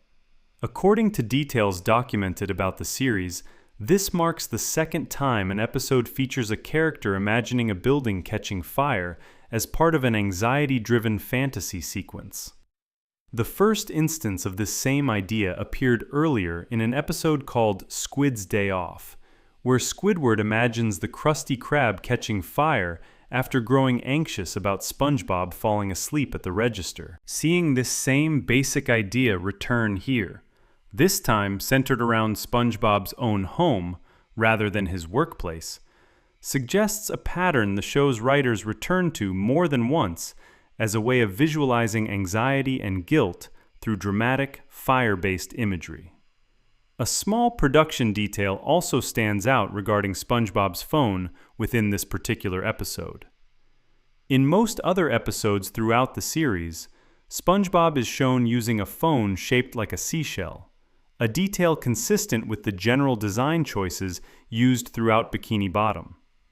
In this episode specifically, his phone is instead shaped like an old-fashioned rotary telephone, a small inconsistency that has been noted by fans studying the show's visual details closely over the years, though it has no real impact on the plot itself. What separates this episode from every other entry covered so far in this list is where its fear actually comes from. There is no outside threat of any kind anywhere in this story. Nothing chases SpongeBob. No ghost appears. No misunderstanding spreads through an entire town. The nightmare in this episode is built entirely out of SpongeBob's own mind, shaped by nothing more than exhaustion, guilt, and the mounting pressure of a deadline slipping further and further out of reach with every distraction he allows himself to fall into. For anyone who has ever avoided a task they knew needed to get done, only to feel that avoidance slowly curdle into anxiety as the hours ticked away, this episode captures that exact feeling and stretches it out into something visual and strange, using a talking, burning house as the final, exaggerated expression of a guilt that so many people have quietly felt themselves at some point, usually late at night, usually with an unfinished task sitting untouched nearby. Before we move on, if you're enjoying this analysis, please consider subscribing. It helps the channel tremendously. Not long after SpongeBob managed to claw his way out of one exhausting self-made nightmare, an entirely different kind of trouble was already brewing back at the Krusty Krab, one that would begin with a simple visit from a health inspector and end with SpongeBob and Mr. Krabs convinced they had done something far worse than avoiding an assignment. Section 6. Graveyard Shift. The Hash-Slinging Slasher. On September 6, 2002, Nickelodeon aired the 16th episode of the second season of SpongeBob SquarePants, an episode that would go on to become one of the most talked about half-hours in the show's entire history. This episode was called Graveyard Shift, and it stands as the 36th episode overall in the series. It was written by Mr. Lawrence, Jay Lender, and Dan Povenmire, with animation directed by Sean Dempsey, and storyboard work handled by Lender and Povenmire as well. Though this episode was actually produced back during the show's second season production cycle, it did not end up airing until later, placing its broadcast during what fans generally consider the show's third season timeline. The episode begins on an ordinary night at the Krusty Krab, with Squidward getting ready to leave the moment the restaurant closes. He has plans of his own for the evening, and he makes it clear he has no interest in staying a second longer than necessary. Right as he is about to leave, a customer shows up at the door asking for food, and Squidward flatly refuses to serve him since the restaurant is already closed for the night. Mr. Krabs happens to overhear this exchange, and rather than agreeing with Squidward's decision, he sees an opportunity instead. If people are still hungry for Krabby Patties after closing time, then in his mind, there is no reason the restaurant should not simply stay open around the clock. He decides on the spot that the Krusty Krab will now operate 24 hours a day, a decision that leaves both SpongeBob and Squidward stuck working straight through the night with no end in sight. Already annoyed by having to work the overnight shift, and clearly frustrated by SpongeBob's usual eager attitude even at this late hour, Squidward decides to take out his irritation in a specific way. He tells SpongeBob a story, one meant purely to frighten him, about a figure known as the Hash-Slinging Slasher. According to the story Squidward tells, this slasher was once an ordinary fry cook working at the Krusty Krab many years earlier, someone even clumsier than SpongeBob himself. One night, while working, he accidentally cut off his own hand, and rather than seeking help, he simply replaced it with a rusty spatula. Squidward makes a point of specifying that this fry cook was not a sponge, like SpongeBob, meaning his hand could not simply grow back the way SpongeBob's limbs regularly do throughout the show. Shortly after this accident, the story continues, the fry cook was struck and killed by a passing bus. And to make matters worse, he was fired from his job at his own funeral. Squidward explains that because of this cruel treatment, even in death, the ghost of the Hash-Slinging Slasher now returns to the Krusty Krab every Tuesday night, specifically to take revenge on those responsible for firing him. As it happens, and Squidward only adds this detail once SpongeBob mentions that it actually is Tuesday night, this means the slasher could be on his way to the restaurant at this very moment. Squidward lays out 3 specific signs that are supposed to signal the slasher's approach. First, the lights inside the restaurant will begin flickering on and off without explanation. Next, the phone will ring, but no one will be on the other end when answered. Finally, the ghost of the very bus that killed him will arrive outside, dropping him off in front of the restaurant. From there, according to Squidward's story, the slasher exits the bus, crosses the street without bothering to look both ways, since being already dead removes any real danger to himself, then approaches the window, taps on the glass with his spatula hand, and finally enters to claim his victims. By the time Squidward finishes telling this story, SpongeBob is completely terrified, screaming in fear at every detail. Squidward, who had been enjoying scaring him up until this point, quickly grows tired of the reaction and admits that he made the entire story up from nothing. Rather than calming down from this admission, SpongeBob's fear flips almost instantly into uncontrollable laughter instead, finding the whole thing suddenly hilarious now that he believes there is nothing to actually worry about. This switch from screaming to laughing becomes its own kind of running joke throughout the early part of the episode, with SpongeBob unable to settle into any middle ground between total terror and complete amusement.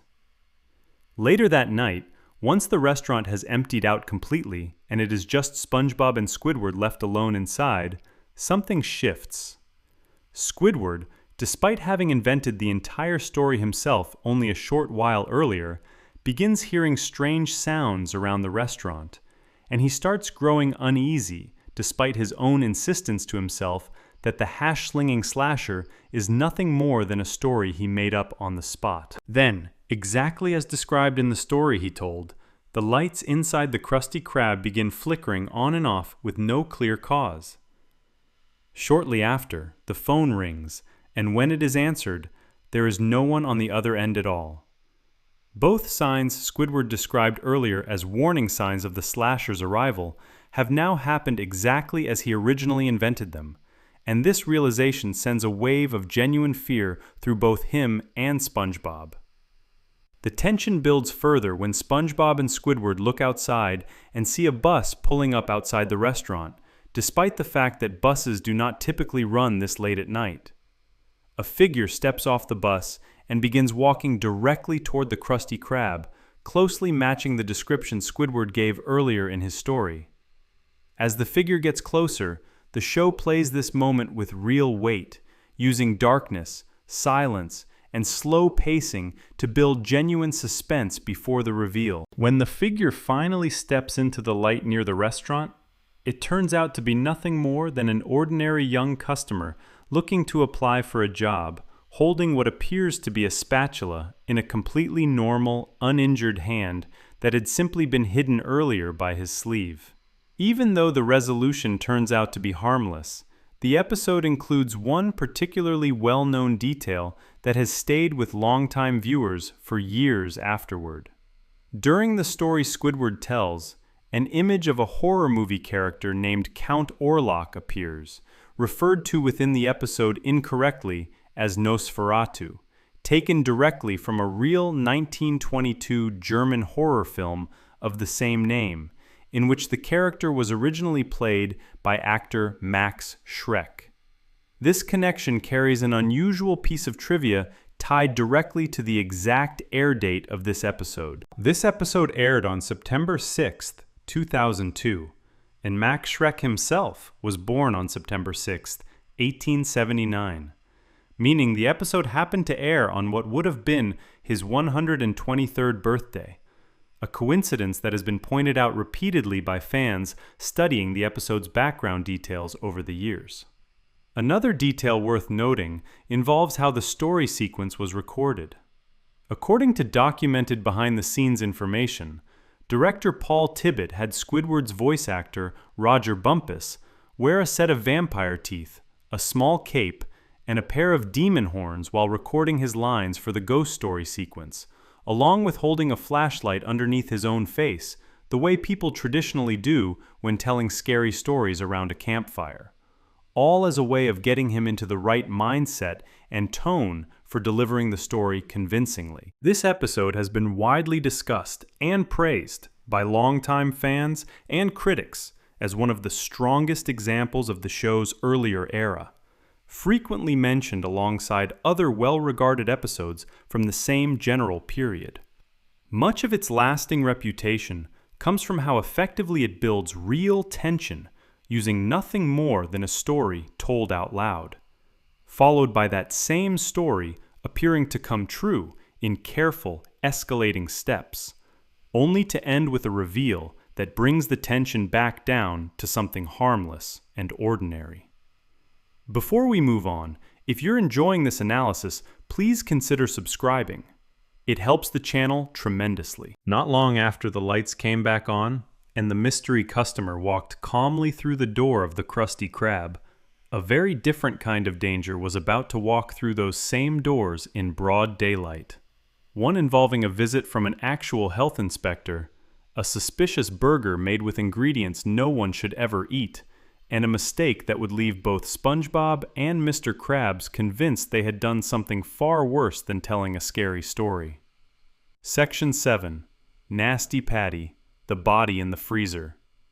On March 1st, 2002, Nickelodeon aired the 4th episode of the 3rd season of SpongeBob SquarePants, an episode called Nasty Patty. It aired at 8 in the evening and ran for 11 minutes as one half of a paired broadcast, sitting alongside another episode called Idiot Box. This particular episode has held a strange kind of reputation over the years, since it is remembered fondly for its comedy, while also being pointed to often as one of the darkest plots the show ever built around a fairly ordinary workplace visit. The story begins with a health inspector arriving at the Krusty Krab for a routine inspection. Mr. Krabs, eager to make sure his restaurant passes without any trouble, goes out of his way to give the inspector exactly what he wants, having SpongeBob prepare a full sample of nearly everything on the menu for him to try. This early section of the episode shows Mr. Krabs at his most accommodating, treating the inspector with the kind of careful attention that suggests he genuinely wants everything to go smoothly. That attitude changes almost instantly the moment a television report catches Mr. Krabs' attention. The news segment describes someone going around town pretending to be a health inspector purely as a way of getting free food from unsuspecting restaurant owners.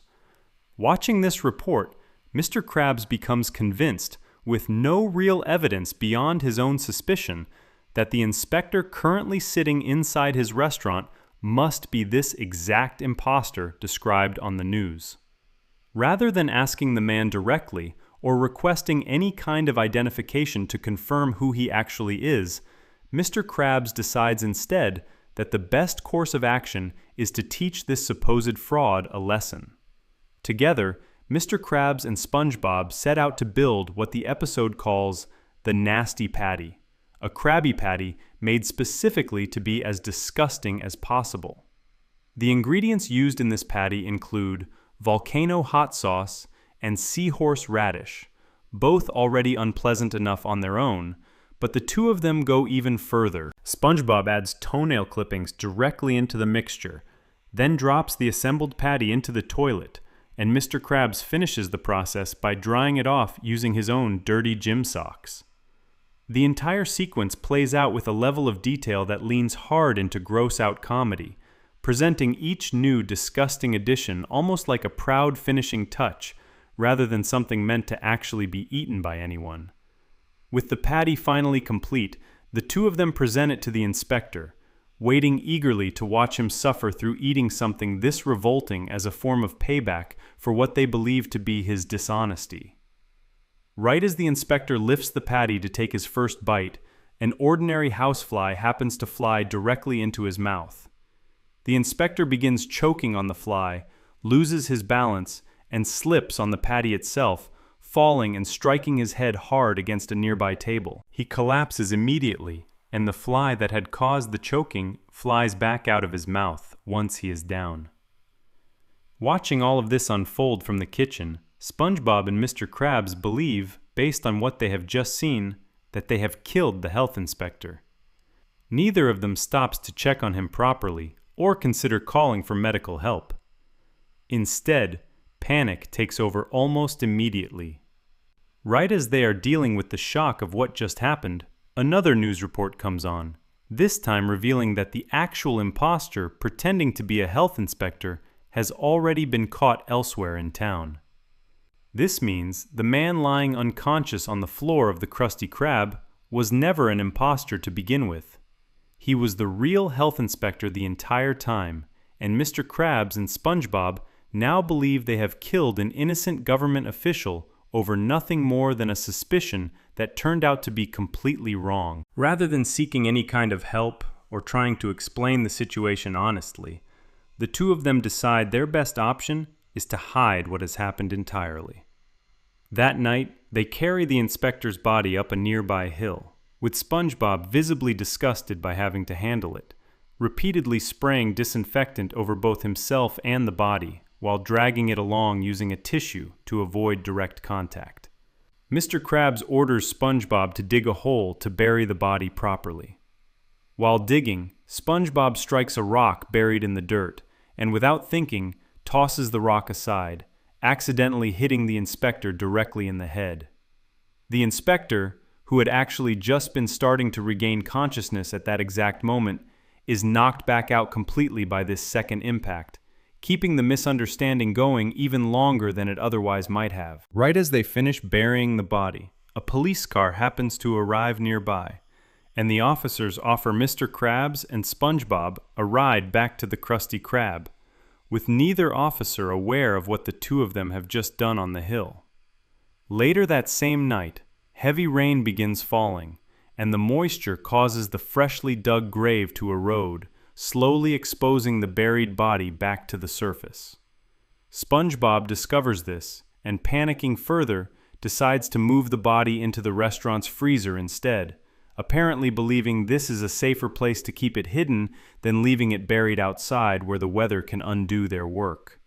The situation escalates further when one of the police officers, a woman named Nancy, stops by the Krusty Krab and asks for some ice to go along with her drink. As she moves toward the freezer to grab it herself, Mr. Krabs and SpongeBob finally break down completely under the weight of their guilt and confess everything to her directly, explaining that they believe they killed the health inspector and hid his body inside the very freezer she is about to open. When Officer Nancy actually opens the freezer door, though, there's nothing inside at all. Confused by this, and assuming the entire confession must have been some kind of joke, she simply closes the door and moves on without taking the claim seriously. Right after this moment, the health inspector himself appears, walking toward them, clearly disoriented and unsteady from everything he has been through over the course of the night, but very much alive. The two police officers nearby, upon seeing a groggy, unsteady figure approaching them so soon after hearing a confession about a dead body, immediately assume they are looking at a reanimated corpse instead of a normal, confused man, and they attack him on sight, believing him to be some kind of walking dead threat. It takes a moment for everyone involved to realize their mistake and confirm that the inspector is simply an ordinary living person who has been through a rough night, not anything supernatural at all. Once the confusion finally settles, the health inspector, still somewhat unsteady on his feet, informs Mr. Krabs and SpongeBob that despite everything that has happened, the Krusty Krab has officially passed its health inspection. Relieved and excited by this news, Mr. Krabs celebrates by treating SpongeBob and the two police officers to discounted Krabby Patties, apparently eager to move past the entire ordeal as quickly as possible. As the episode wraps up, the health inspector attempts to walk back out through the restaurant's door, only for the door to swing shut directly into his head one final time, closing the episode on one last small piece of physical comedy layered on top of everything else he has already endured that night. A few additional details connected to this episode help explain why it has remained such a frequently discussed entry in the show's history. This was the first episode ever written by a writer credited simply as Kaz, marking a specific starting point in that particular writer's involvement with the series. The episode also introduces a recurring background character later identified as Health Inspector Yellowtail Andy, a figure who would go on to appear again in later episodes of the show. Throughout the episode, Mr. Krabs also refers to SpongeBob using the term loony loofah, a joking reference to the fact that SpongeBob, despite being treated at times as though he might be some other kind of sea creature, is in fact the specific kind of sponge his name describes. What makes this particular episode stand out within this list is how much of its tension comes purely from guilt and assumption rather than any real threat at all. Nothing in this story involves an actual monster, ghost, or supernatural figure. The entire sequence of events, from the disgusting patty itself, to the burial on the hill, to the eventual freezer scene mistaken by armed officers for something undead, comes entirely from two characters convincing themselves of something untrue, and then spiraling further and further into panic, trying to cover up a crime that never actually happened in the first place. Before we move on, if you're enjoying this analysis, please consider subscribing. It helps the channel tremendously. Not long after the Krusty Krab finally passed its health inspection, and the last of the disinfectant spray had settled, A very different kind of paranoia was about to take hold of SpongeBob, one that had nothing to do with dead bodies or hidden crimes, but everything to do with a late-night movie and a growing conviction that Mr. Krabs himself might not be the man he appeared to be at all. Section 8. Krabborg. Paranoia at the Krusty Krab. On March 29, 2002, Nickelodeon aired the 9th episode of the 3rd season of SpongeBob SquarePants, an episode called Krabborg, paired in the same broadcast with a story called Rock-a-Bye Bivalve.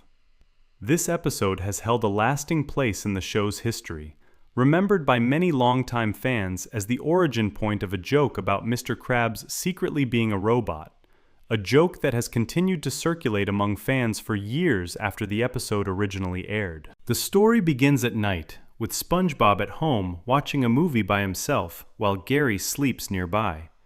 The film playing on his television is called Night of the Robot, part of a program called Creepy Time Theater, and it shows a man being chased on screen by a giant robot. Even though SpongeBob insists to Gary that scary movies do not usually bother him, the film clearly gets under his skin far more than he expects. Lying in bed afterward, he begins whispering worried questions to himself in the dark, wondering out loud whether his own mother could secretly be a robot, whether his Uncle Sherm might be one as well, and even turning his suspicion toward Gary sleeping quietly beside him. This late-night spiral of paranoia follows SpongeBob directly into work the next day at the Krusty Krab. Already unsettled from the movie, he arrives with his guard up, ready to notice anything even slightly unusual in the people around him. Squidward, who has no idea what SpongeBob watched the night before, simply brushes off his nervous energy at first, showing little patience for whatever is bothering him this time. The real trouble starts when SpongeBob begins paying closer attention to Mr. Krabs throughout the day. He notices Mr. Krabs talking to a radio nearby, making beeping sounds at one point, and performing an odd, stiff kind of dance that strikes SpongeBob as mechanical rather than natural. None of these moments are especially unusual on their own, but stacked together in the mind of someone already primed by a robot invasion movie the night before, they start to look like real evidence of something being deeply wrong with his boss.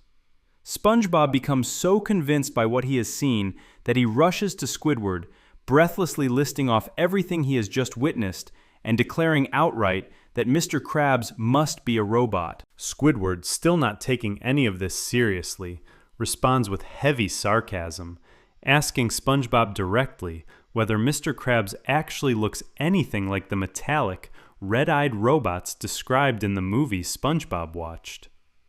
The moment this question is asked, Mr. Krabs happens to burst out of his office at exactly the wrong time, and the timing could not have looked worse for him. His eyes are shown bright red after having accidentally gotten salt in them earlier. He is holding a pair of metal tongs firmly in his claws, and batteries are visibly sticking out of his back pocket, left over from a radio of his that had broken earlier in the day. Seeing all three of these things line up at once, exactly matching the description SpongeBob had just given moments earlier, is enough to fully convince Squidward as well that something strange really is going on with their boss. With both of them now believing Mr. Krabs is a robot, SpongeBob and Squidward decide they need to get to the bottom of the situation directly. At one point, SpongeBob attempts to test Mr. Krabs by telling him a joke supposedly from Squidward, reasoning that robots, according to the movie, are incapable of understanding humor or laughing at anything. When Mr. Krabs fails to react to the joke the way SpongeBob expects, it only strengthens their shared suspicion further. Their search for further confirmation continues when they attempt to call the Navy for help, but instead of reaching an actual person, they are met with an automated phone service. Hearing this automated voice on the other end convinces SpongeBob even further that some kind of robotic takeover must be happening. And this pushes Squidward into full alarm as well, prompting him to warn customers inside the restaurant about a supposed robotic invasion. an announcement that sends the customers fleeing from the Krusty Krab entirely. Determined to get real answers, SpongeBob and Squidward decide to take direct action against Mr. Krabs. Referencing a book they find called How to Torture, the two of them capture Mr. Krabs and physically tie him to his own office chair, treating the entire situation as a serious interrogation rather than a simple misunderstanding between coworkers. Mr. Krabs insists repeatedly that he is exactly who he has always been, offering no confession of any kind, since there is nothing for him to actually confess to. Frustrated by his continued denial, SpongeBob and Squidward escalate their tactics further, deciding to destroy what they refer to as his friends, a group of household appliances including a blender, a toaster, a food processor, and a coffee maker, smashing each one in an attempt to pressure Mr. Krabs into breaking down and admitting the truth they believe he is hiding. Even after destroying several of his appliances, Mr. Krabs still refuses to change his story, since there is no different story for him to tell. SpongeBob and Squidward move on next to threatening his prized cash register, an object clearly important to him given how much of his personality throughout the show revolves around money. The moment they threaten to destroy the register as well, Mr. Krabs finally reacts in a way neither of them expected.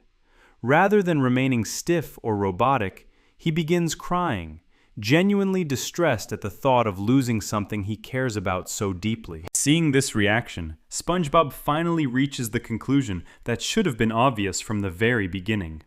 Robots, according to the very movie that started this entire spiral of paranoia, are not capable of crying. And since Mr. Krabs is crying real tears in front of them, he cannot possibly be a robot after all.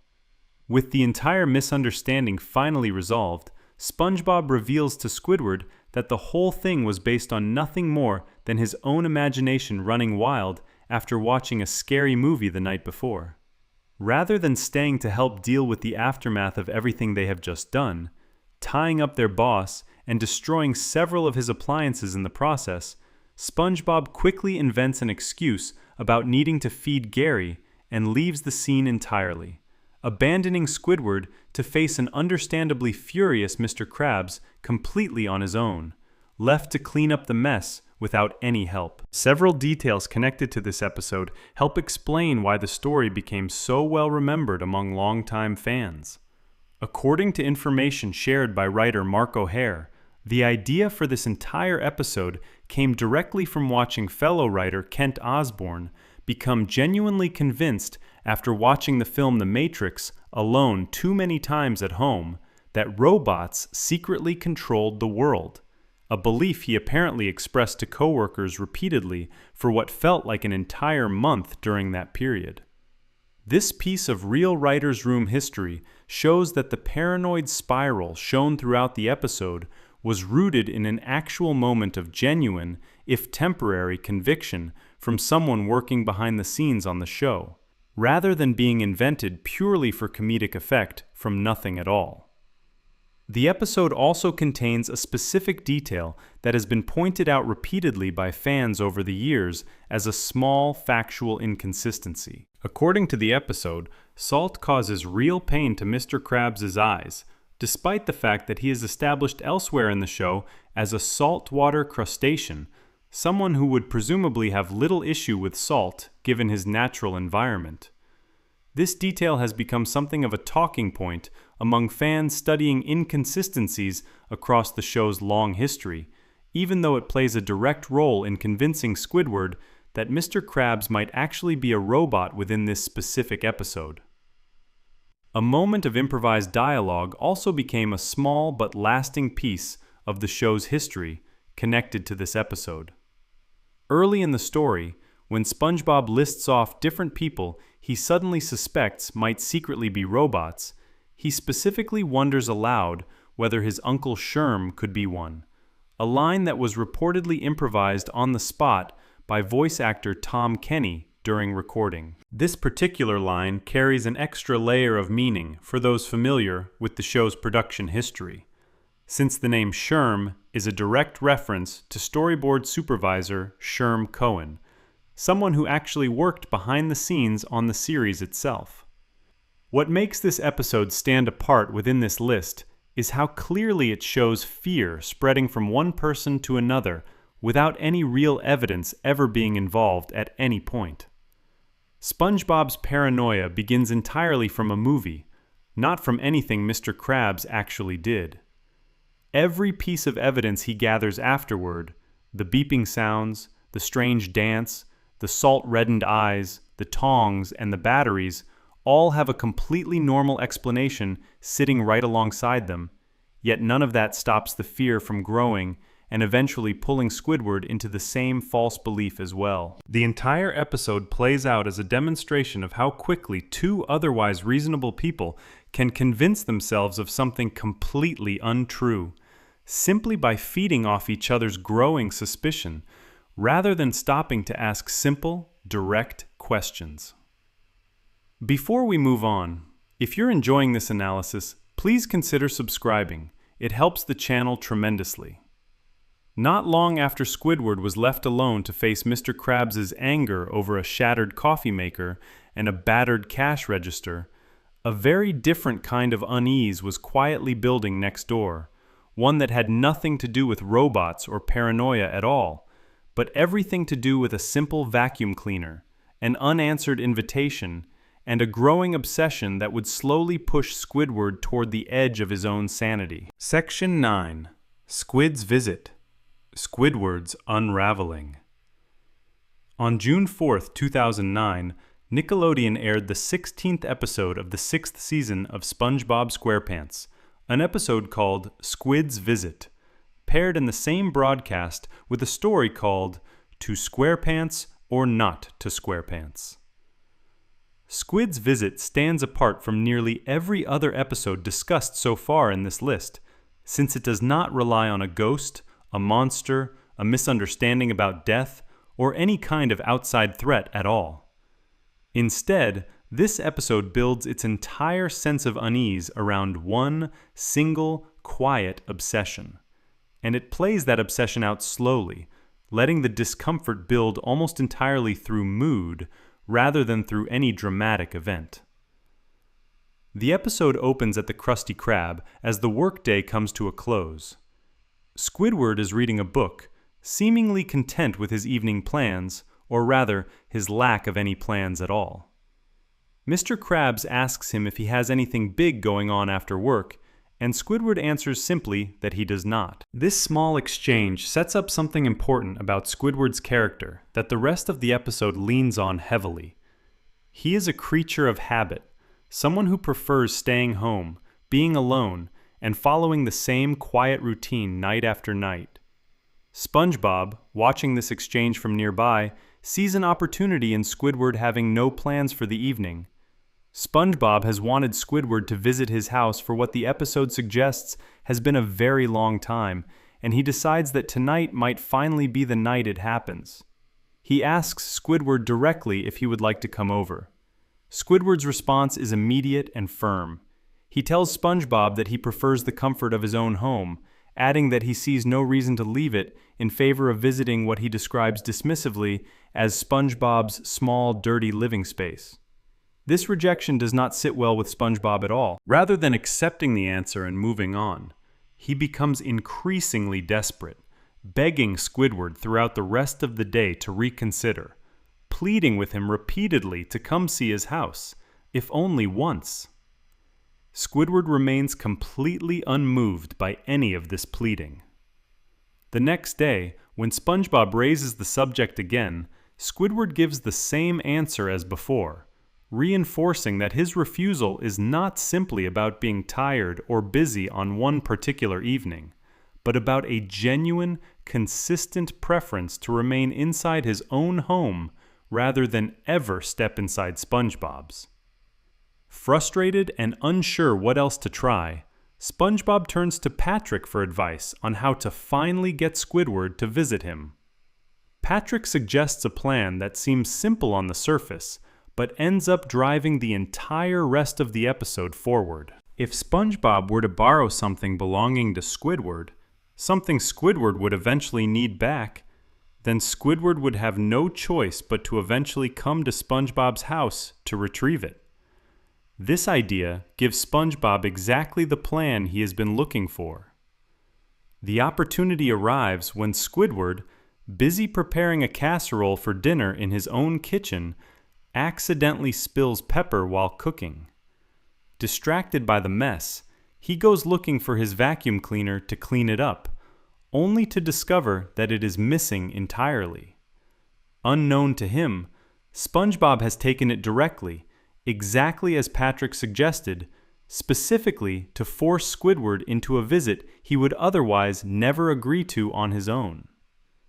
Before leaving his house to retrieve his vacuum, Squidward puts his casserole into the oven to continue cooking while he deals with this errand, a small detail that becomes deeply important by the end of the episode. When Squidward arrives at SpongeBob's house, expecting a quick, simple exchange to get his vacuum back, he is met instead with something that clearly unsettles him the moment he steps inside. SpongeBob has not simply borrowed his vacuum as a minor inconvenience. He has rebuilt an exact replica of Squidward's own living room inside his own house, recreating small, specific details from Squidward's home with obsessive precision. Squidward's reaction to this discovery is immediate discomfort. Rather than seeing this as a friendly gesture, he reads it as something closer to an invasion of his personal space, a feeling made worse by how carefully SpongeBob has copied even small, seemingly unimportant details of his home. Despite his clear unease, Squidward moves further into the replica, eventually sitting down in what turns out to be an exact copy of his own favorite chair.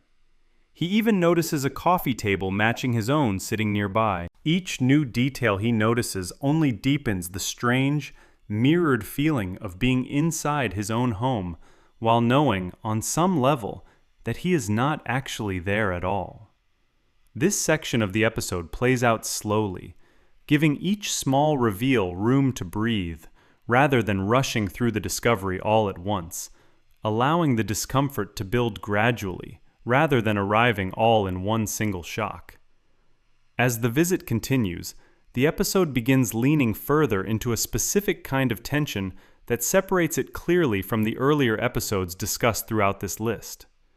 Rather than external danger, this story focuses entirely on Squidward's internal state, tracking his growing unease and creeping paranoia as he spends more time surrounded by this unsettling replica of his own life. At one point during the visit, Squidward is shown imagining himself slipping into some form of a breakdown, picturing himself losing his composure entirely and holding what amounts to an imagined tea party together with his own vacuum cleaner, treating the object almost as a companion in a moment that reflects just how far his mental state has begun slipping under the strange pressure of the situation.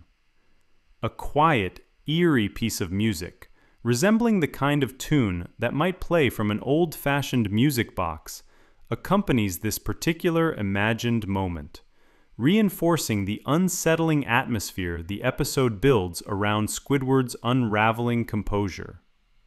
While the episode plays this entire sequence for laughs on the surface, the underlying structure of what is actually happening to Squidward reads as something closer to a slow, creeping psychological strain than a simple comedic misunderstanding. He is not being physically threatened by anything. Nothing chases him. No one directly attacks him. Instead, the entire discomfort comes from being placed inside a copy of his own private space, created by someone else, without his knowledge or consent, and having to sit with that discomfort, slowly building the longer he remains there. This kind of tension, built entirely around personal space and identity, rather than physical danger, gives this episode a distinctly different feeling compared to nearly everything else covered earlier in this list. Eventually, having grown increasingly desperate to escape the situation, Squidward tells SpongeBob that he needs to use the bathroom, using this excuse as a way to search quietly for his missing vacuum cleaner, without directly confronting SpongeBob about the strange replica surrounding him. His search eventually leads him to a closet, where he finds his vacuum sitting inside what the episode describes as a kind of gallery room built by SpongeBob, filled with replica paintings mirroring pieces Squidward keeps in his own home. Retrieving his vacuum at last, Squidward is finally ready to leave SpongeBob's house and put the entire unsettling experience behind him. As he steps outside, though, one final piece of consequence catches up with him. His casserole, left cooking in his oven back at his own house while he dealt with this entire ordeal, has been left unattended for far too long. Squidward returns home to find that his actual house has burned down completely, destroyed by the very meal he had left cooking before setting out to retrieve his stolen vacuum in the first place. This turn of events lands with real weight within the story, since it means that the home Squidward fought so hard throughout the episode to return to, the same home he insisted repeatedly he preferred over ever visiting SpongeBob's, no longer exists by the time he actually makes it back. Faced with the sudden, total loss of his own home, Squidward is left with nowhere else to go. SpongeBob, seeing this happen, offers him a place to stay, inviting him to remain at his house for the time being. The shock of losing his home, combined with the surreal experience he has just been through inside SpongeBob's replica of his own living space, proves to be too much for Squidward all at once, and he passes out completely from the sheer weight of everything that has happened to him within such a short span of time. The episode closes on a quiet, oddly gentle note given everything that came before it. That night, Squidward is shown sleeping inside the replica version of his own home that SpongeBob built, resting in the copy of his own bed inside the copy of his own house, since it is now the closest thing to his actual home still standing. Meanwhile, SpongeBob and Gary sleep outside, on the very spot where Squidward's real house used to stand before it burned down, apparently content to give up their normal sleeping arrangements entirely, now that Squidward has nowhere else to stay. This final image closes the episode on a strange, quiet mixture of comfort and unease, showing Squidward finally getting the rest he needs, but only by sleeping inside an artificial copy of the life he lost that same night. There are several details connected to this episode worth pointing out, since they help explain why it has developed such a specific and lasting reputation among longtime viewers. This episode is officially recorded as the first segment of the 16th episode of Season 6, paired directly with Two SquarePants or Not Two SquarePants as its second half. It has been released across numerous home video collections over the years, including several individual season sets and larger compilation releases containing hundreds of episodes spanning the show's full history, showing that it has remained in regular circulation and availability since its original broadcast rather than fading into obscurity. One detail pointed out repeatedly by longtime fans involves a small inconsistency in Squidward's own words during the episode. At one point, Squidward insists that he never calls SpongeBob on the phone under any circumstances, despite the fact that other episodes throughout the show's history show him doing exactly that on several separate occasions. This particular inconsistency has been noted often by fans who track small continuity details across the series, even though it has little effect on the actual events of this specific story. This episode has also drawn attention from critics and reviewers specifically for how it handles tone. Because so much of the episode centers on Squidward's slow, mounting discomfort rather than any traditional joke structure, it has been described by some who have written about the show's history as coming closer to genuine psychological unease than almost any other episode in the entire series, despite still technically functioning as a comedy throughout. The unsettling atmosphere built through the quiet replica of Squidward's home, paired with his slow mental unraveling over the course of the episode, has led some longtime viewers to describe it as one of the more disturbing entries in the show's history, even though nothing about the plot involves any kind of monster, ghost, or supernatural element whatsoever. What makes this episode stand apart most clearly within this entire list is the complete absence of any external threat driving the story forward. Every other episode covered so far involves either a supernatural figure, a case of mistaken identity involving danger or death, or a spreading panic caused by a misunderstood transformation. This episode involves none of that. The only thing threatening Squidward throughout the entire story is the discomfort of seeing his own private life copied and placed around him without warning, and the slow mental strain that discomfort causes as he tries to navigate through it while attempting to simply retrieve a vacuum cleaner and go home. By the time his actual home burns down near the end of the episode, the story has already spent its entire runtime building tension purely through atmosphere and character behavior, making the destruction of his house almost feel like a final, physical punctuation mark on an evening that had already worn him down completely before the fire even started.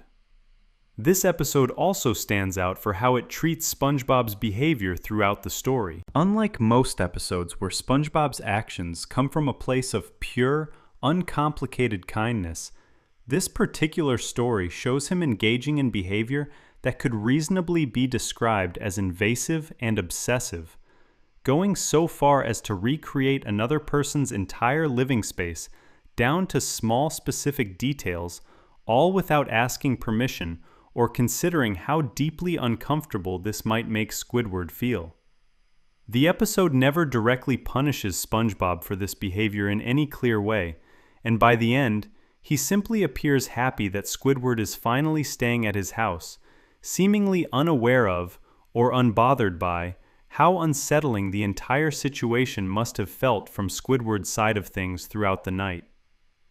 Taken as a whole, this episode offers something genuinely different from everything else discussed earlier in this list. There is no ghost ship, no ocean floor town full of strange residents, no imagined nightmare, and no case of mistaken death. Instead, there is simply one character trapped inside a copy of his own life, slowly losing his composure over the course of a single strange evening, only to return home and find that the real version of that life no longer exists at all. The fear built throughout this episode comes entirely from atmosphere, repetition, and the slow accumulation of small, unsettling details, rather than from any single dramatic event, making it one of the more quietly unusual entries in the show's long history of episodes that manage to slip something uncomfortable into an otherwise lighthearted setting. Before we move on, if you're enjoying this analysis, please consider subscribing.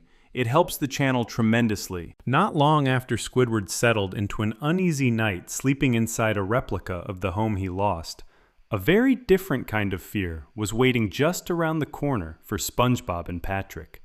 One that would begin with a trip to the movies and end with both of them convinced that a fictional killer from the screen had somehow followed them home. Section 10. Don't Look Now. Fisherman 4. On October 14, 2013, Nickelodeon aired the 9th episode of the 9th season of SpongeBob SquarePants, an episode called Don't Look Now, paired in the same broadcast with a story called Seance Schmance. This episode brings the list back around to where it started, once again centering on fear built through a movie and a prank, but this time pushing both elements much further than the earlier Halloween episode covered at the start of this video. The episode opens with SpongeBob and Patrick arriving at the Reef Cinema, excited to see a horror movie called Fisherman 4, officially titled Fisherman 4: Attack of the Hook. Before they can even get inside, they run into Squidward, who immediately mocks their choice of movie, warning them directly that they will not be able to sleep at all once they have seen it. SpongeBob and Patrick brush off this warning completely, insisting that they are fully grown and that nothing shown on a movie screen could possibly frighten either of them. Squidward tests this claim almost instantly, saying a single flat word toward them, and this alone is enough to startle both of them badly, undercutting their confidence before the movie has even started. Once inside the theater, the film itself begins playing, and the episode shows several clips directly from Fisherman 4 as SpongeBob and Patrick watch. The movie follows a human fisherman character who hunts using the hook from his fishing rod as his weapon, striking specifically around midnight. According to the scenes shown within the episode, the film opens with a young fish character playing on a seesaw before being caught and pulled upward by the fisherman's hook, screaming as he disappears from the water. The film then shifts briefly to a pair of fish characters meeting for what appears to be a date, before returning again to more scenes involving the fisherman stalking his victims. The movie is shown carrying an in-universe rating of S, standing for scary, a playful stand-in for real-world movie rating systems used to warn audiences about a film's content. The effect this movie has on SpongeBob and Patrick is immediate and overwhelming. Despite insisting beforehand that nothing could frighten them, both of them become so terrified partway through the film that they cover their eyes entirely, missing large portions of the movie because they simply cannot bring themselves to keep watching. They attempt to open their eyes and continue watching more than once, but each attempt ends the same way, with both of them shutting their eyes again almost immediately out of pure fear. By the time the film ends, neither of them has actually seen the full movie from start to finish, having spent much of the runtime hiding from the screen rather than watching it. Leaving the theater rattled by what little of the film they did manage to see, SpongeBob and Patrick begin the walk home together, and their nerves remain on edge the entire way. At one point, they hear a strange sound nearby and immediately panic, convinced that the fisherman from the movie has somehow followed them out of the theater and into real life. The source of this sound turns out to be nothing more dangerous than a background character named Slasher McGee, riding by harmlessly on a small bicycle equipped with training wheels. Despite this obviously harmless explanation, the fear does not leave either of them, and SpongeBob in particular finds himself unable to simply walk the rest of the way home on his own, gripped by the idea of being alone in the dark after everything he has just seen. Patrick offers to walk him home instead, and true to the often circular logic the show gives Patrick throughout its history, the two of them end up walking each other back and forth between their homes, rather than actually managing to get either of them settled in for the night. Squidward, having gone to bed early with no interest in any of this, ends up woken up by the noise of SpongeBob and Patrick shouting back and forth between their houses, still frightened and unable to simply calm down and go to sleep. Already annoyed at having his rest interrupted, and fully aware of exactly how frightened they both are after their trip to the movies, Squidward decides on a plan of his own making.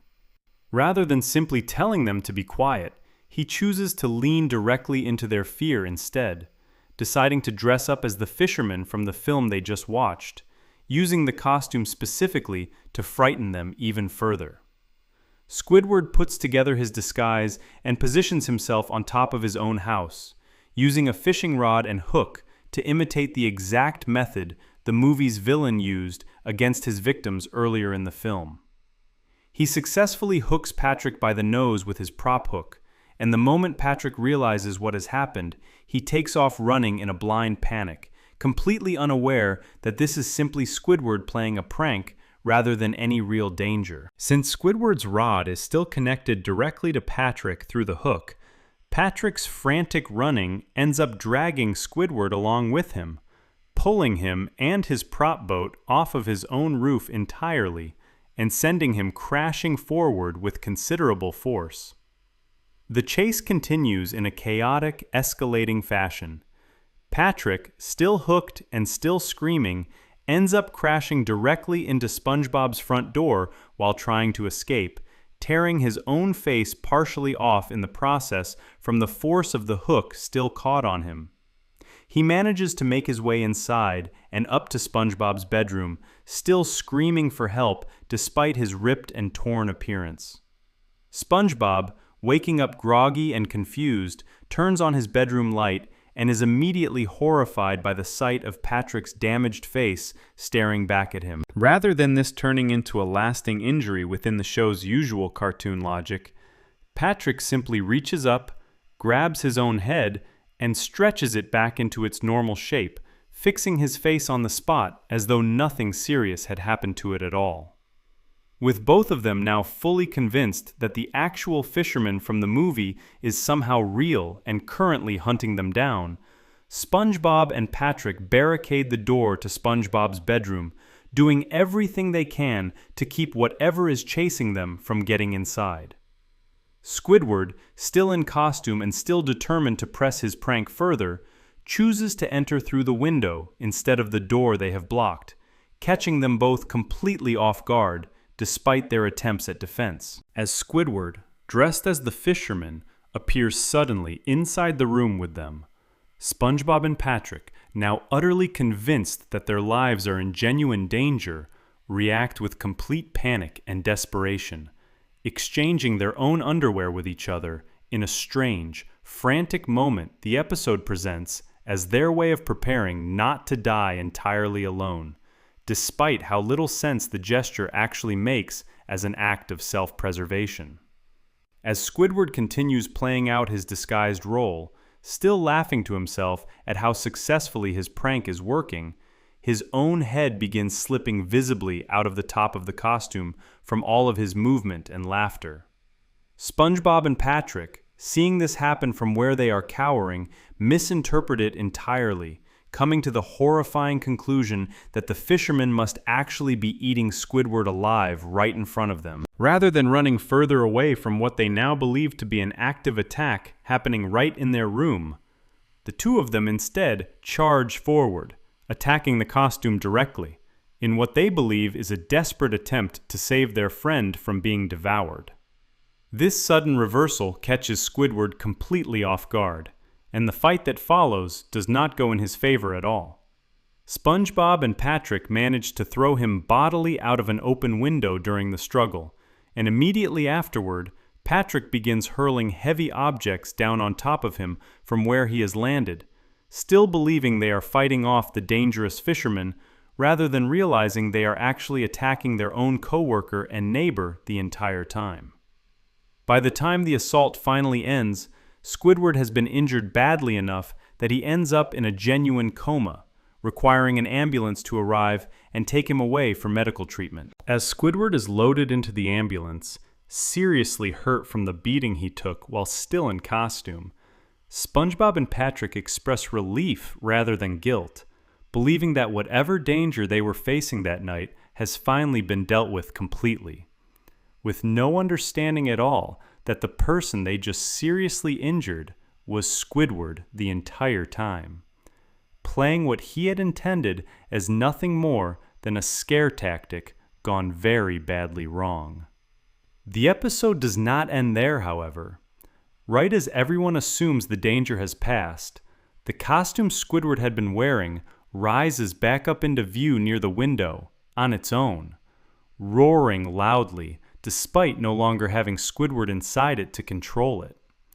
SpongeBob, Patrick, and even Squidward himself, now visibly frightened again, despite having just been the one behind the entire scheme, pile into the ambulance together in a final moment of shared panic. As the costume finally falls, the show reveals what has actually been causing it to move and roar even after Squidward's removal from it. Gary, SpongeBob's usually quiet and unassuming pet snail, is shown to have been inside the fisherman costume the entire time, apparently having climbed inside at some point without anyone noticing, and it is his movement producing the sounds and motions that had just sent everyone into one final wave of terror before the episode closes. A number of details connected to this episode help explain its place within the larger history of the show. According to information documented about the series, this episode marks the third separate instance across the show's history where SpongeBob is shown becoming frightened specifically after watching a scary movie, following two earlier examples found in the episodes Crabborg and Planet of the Jellyfish. This detail places Don't Look Now as part of a recurring pattern the show returned to more than once, using the specific setup of a frightening film bleeding over into SpongeBob's real life as a reliable source of comedic and unsettling material throughout different points across the series. The episode's title itself shares its name directly with a real 1973 Italian horror film, a small piece of trivia connecting the episode to genuine horror movie history beyond the fictional fisherman films shown within the show itself. This episode has also drawn criticism from some corners of the fan community over the years for how far Squidward's prank is allowed to escalate before any real consequence follows. Longtime viewers discussing the episode have pointed out that Squidward's decision to dress up and terrify two already frightened coworkers late at night purely as retaliation for being woken up represents one of the more extreme examples of him crossing a line compared to his usual grumpy but mostly harmless behavior throughout the rest of the series, especially once the prank results in him ending up seriously injured and hospitalized by the very people he was trying to scare. Taken together with everything covered across this entire list, this episode brings the pattern of fear inside Bikini Bottom full circle in a fitting way. It begins just like the very first episode discussed at the start of this video, with a costume, a prank, and two easily frightened characters convinced that something supernatural is after them. But where that earlier episode ended with laughter, a scared ghost fleeing the scene, and nobody genuinely hurt by the end, this episode pushes the exact same basic setup into something far more serious, ending instead with a real trip to the hospital, a coma, and a beloved pet snail hiding inside a monster costume the entire time. Across all 10 of these stories, from a Halloween prank gone wrong, to a night lost in a strange deep-sea town, to a butterfly mistaken for a monster, to a ghost ship no one could escape, to a nightmare built from nothing but guilt and exhaustion, to a scary story that seemed to come true, to a body that was never actually dead, to a paranoia born from a single late-night movie, to a replica house that unraveled a mind, and finally to a costume prank that ended in real harm, Bikini Bottom has proven itself capable of holding genuine unease within its bright, cheerful walls, hidden just beneath the surface of a show built primarily to make people laugh. If you enjoyed this video essay, make sure to subscribe, and I'll see you in the next one.